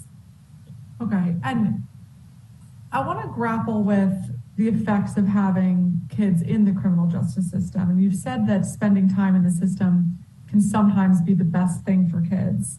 But one of the recommendations of the Gun Violence Reduction Strategic Plan says, and I quote, involvement in the system and particularly secure detention is well established to have lasting negative effects on kids, including increasing the risk of adult incarceration. So what is your philosophy on that dichotomy, and how are you thinking about additional ways to reduce the negative impact on our kids who are in juvenile detention? Yeah, so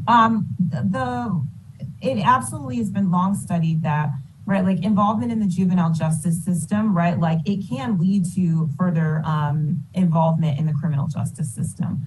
I think the way that I sort of resign this, my philosophy is that we don't want young people committing crime. We don't want them involved in risky behavior. And so, starting when they're very, very young, we have to do the work of working with our educational partners to identify and to provide supports much earlier, right? That will, when we've identified that potentially a young person's at risk for continued involvement.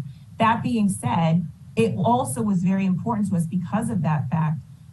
I often say we have to talk about the district as itself, because not every juvenile justice system is created equally, right? There are many jurisdictions where you go where it is child prison. Like you basically are teaching young people to survive incarceration, which is why we've been very careful in the district that when we do secure detention, that isn't what we're creating.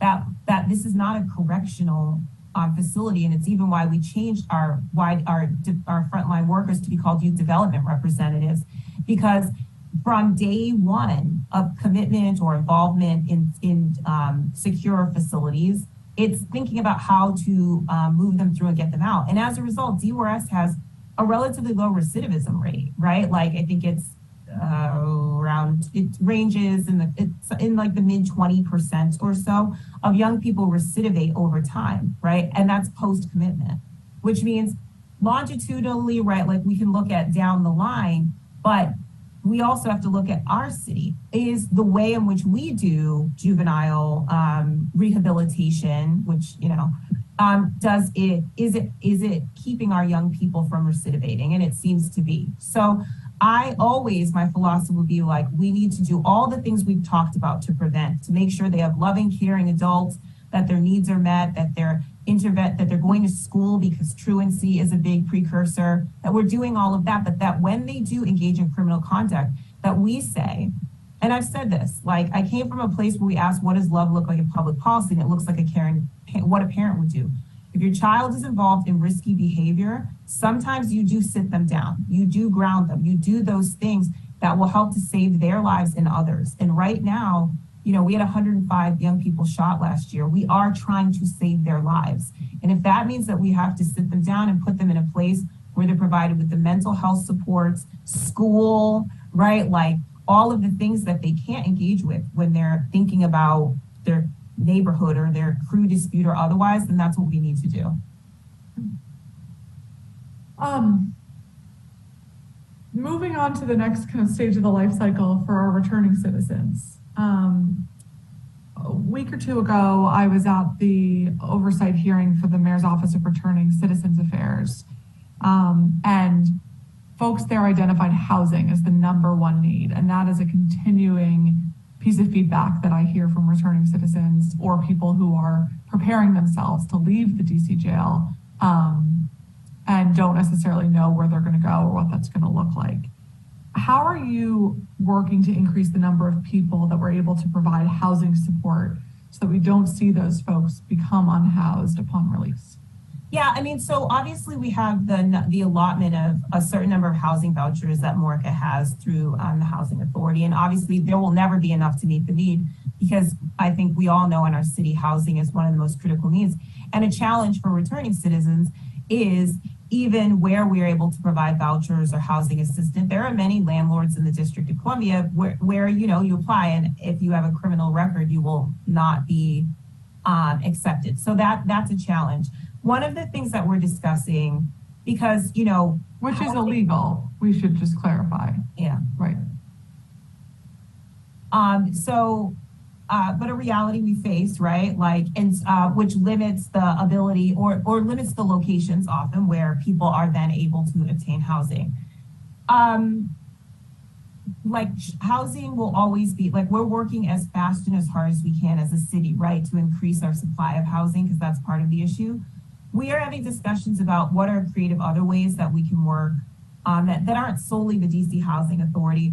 We do know that we have some property owners who are willing to work with us on a person-by-person basis. And while that doesn't sound like a system, sometimes that's what the work is case by case trying to identify, while we increase on a system level the amount of housing supply, because I think you're going to hear, whether it's returning citizens, mental health consumers, or just any other resident of the district who needs housing support, we're not in a position where we have enough for everybody. And so there's the part of making sure that we're funding as many vouchers within DC Housing Authority as we can.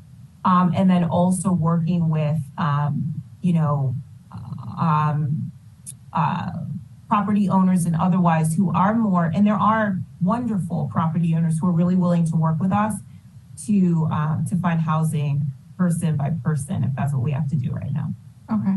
And I think that's another place that your office can be particularly useful in making sure that the data we're tracking is consistent. It was my understanding from the questions that I asked in that hearing that there is not a consistent set of metrics that MORCA is using to determine success of, 6 months, 2 years. And if that is all consistent with the other programs that you're overseeing, I think we'll all be benefited. Can you talk about how the district supports women who are incarcerated, the vast majority of whom are mothers, and how we're working to ensure incarcerated mothers remain connected to their children?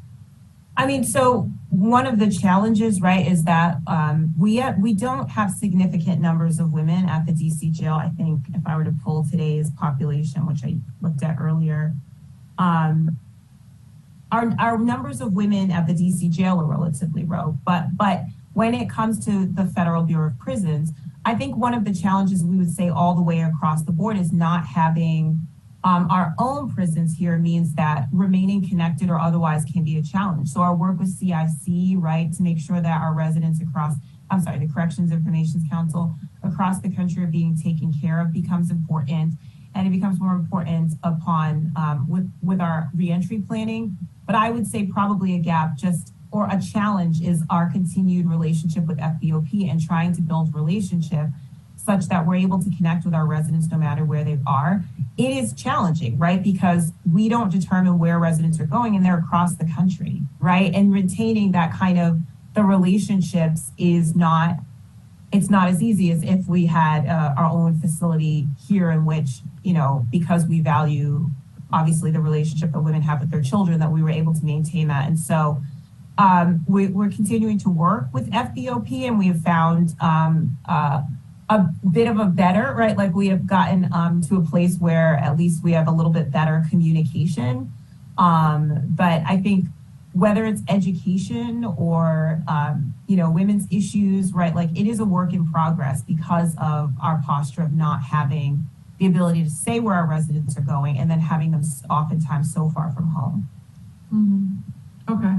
Well, thank you. And I think, I've been trying to improve the situation with our nutritional standards at the DC jail for all people who are living there. And one of the issues, and I have a bill called Fresh Starts to do that, to make sure that there's more nutrition and fruits and vegetables offered. But one of the things that I've heard from women who are there is about the not only lack of access to healthy foods, but the lack of understanding of kind of what their body needs, particularly when they're on their menstrual cycle.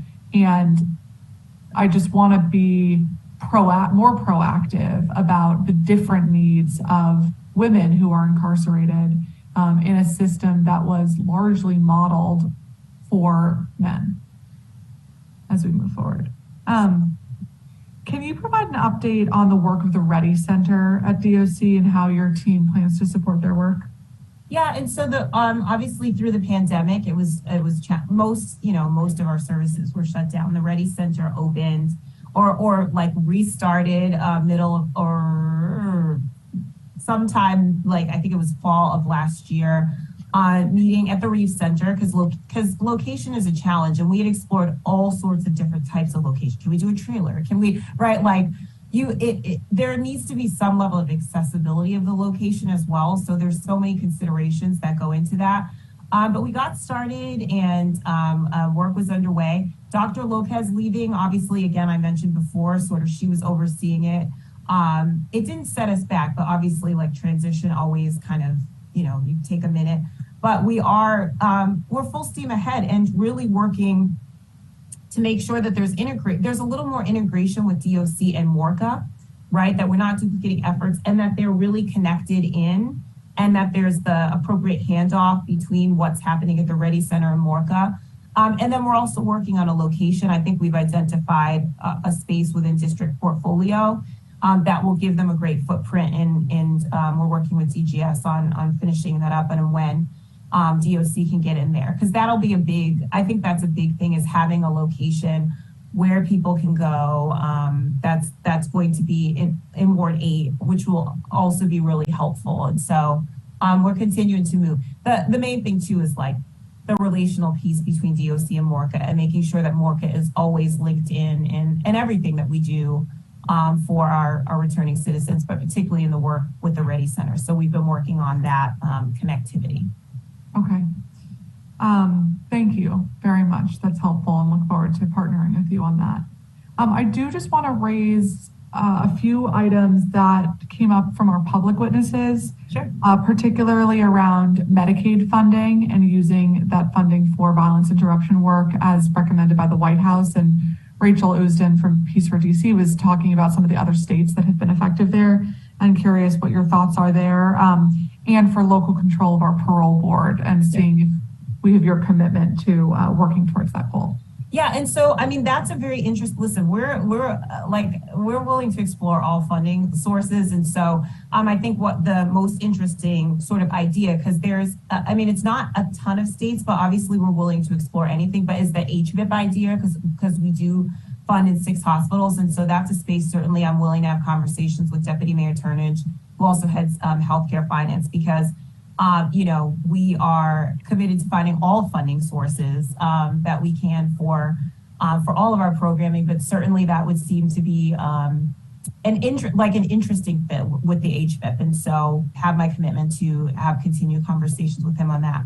On parole, so I was very much involved in all the work we've done around parole, and we're committed to advancing it. I think one of the things that I will say, and with working, with Dr. Moyd and with Professor Moyd and Michelle Bonner, we believe in working with local experts.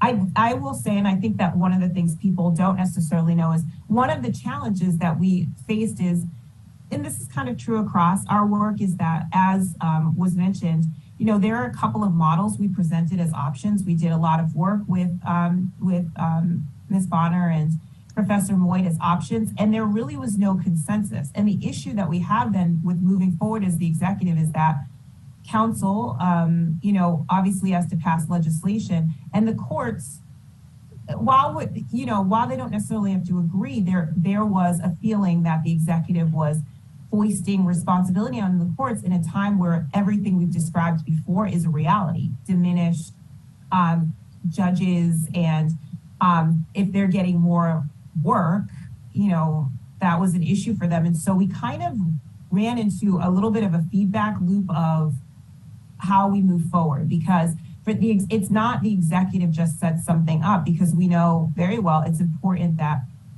the stakeholders, we may not get to a full place of agreement, but that at least we're able to move some legislation forward. And that just was not in a place where we were, right? So the executive essentially had done all the legwork we could on office space, all of those things, but without really a little bit more agreement on what the model should be, and what then legislation we advance or otherwise, we became stuck. that's where we found ourselves. So that people know, because that is really some of what happened. Is just like a lot of things in the district, people have very differing ideas. And, when actually there was some upsetness, and I'll tell you from other stakeholders that the executive had gone ahead, people felt that the executive had just gone ahead and done this thing, when really we were just trying to do some pre-work to bring some potential models. So that was some of the— When you say some people were upset, you mean the courts? Oh, it was not just the courts. We did this presentation to CJCC, and there were various stakeholders who were like, you're just coming to us telling us what we're going to do. But we had worked with, like I said, with our consultants, and wanted to present some options of models, because starting from scratch and just being like, what are we going to do? We recognized there was like a time frame that was really tight to get all of these different moving parts through federal legislation, local legislation, regulations. And so we kind of stepped back and we're like, okay, like let's have a collective conversation around what we should do. And then we sort of found ourselves in this place where people were like, well, we don't want to do that. We don't want to do that. No, and like respectfully, it doesn't usually work very well for us to then just be like, council, here's legislation, when I think reasonably so, council recognizes that various stakeholders are like, well, we don't think that's the right one, and we don't think that's the right one. So, but yes, we'll go with this thing you executive have presented to us. I mean, I don't know. It didn't seem like that was going to be a successful way of really getting us where we needed to go. So. Okay, well, thank you for that context from your perspective, and definitely looking forward to working with you on that over the next year and several years to make sure that we're taking all the steps that we can to get not just local control of our parole, which I think is really important, but more local control of our criminal justice system so we can address a lot of the gaps that you've highlighted today. So thank you so much, and congratulations again. Thank you for being here, and thank you for all of our public witnesses. I'm happy that we've been able to have a kind of robust discussion today about a lot of the pieces in the life cycle in our public safety toolkit, whether that's additional interventions and supports for our young people, how we can support them in the process support the whole community in the process of everything from arrest to trials and hearings to conviction, to serving sentences and our returning citizens. And all of those pieces working in concert are very important, and of course, squarely in your role. And so looking forward to working with you over this year. So we are going to take a 5-minute recess. Upon returning, we're going to hear from our public witnesses for the Office of the Attorney General. I do want to note for those following along that this hearing will no longer be streamed on Channel 13, and you may continue following the hearing on the DC Council's website or on our YouTube channel, which is at CM Brooke Pinto. That's at CMBROOKEPINTO. And it is 1:34, and we will re-adjourn at 1:40 p.m. Thank you.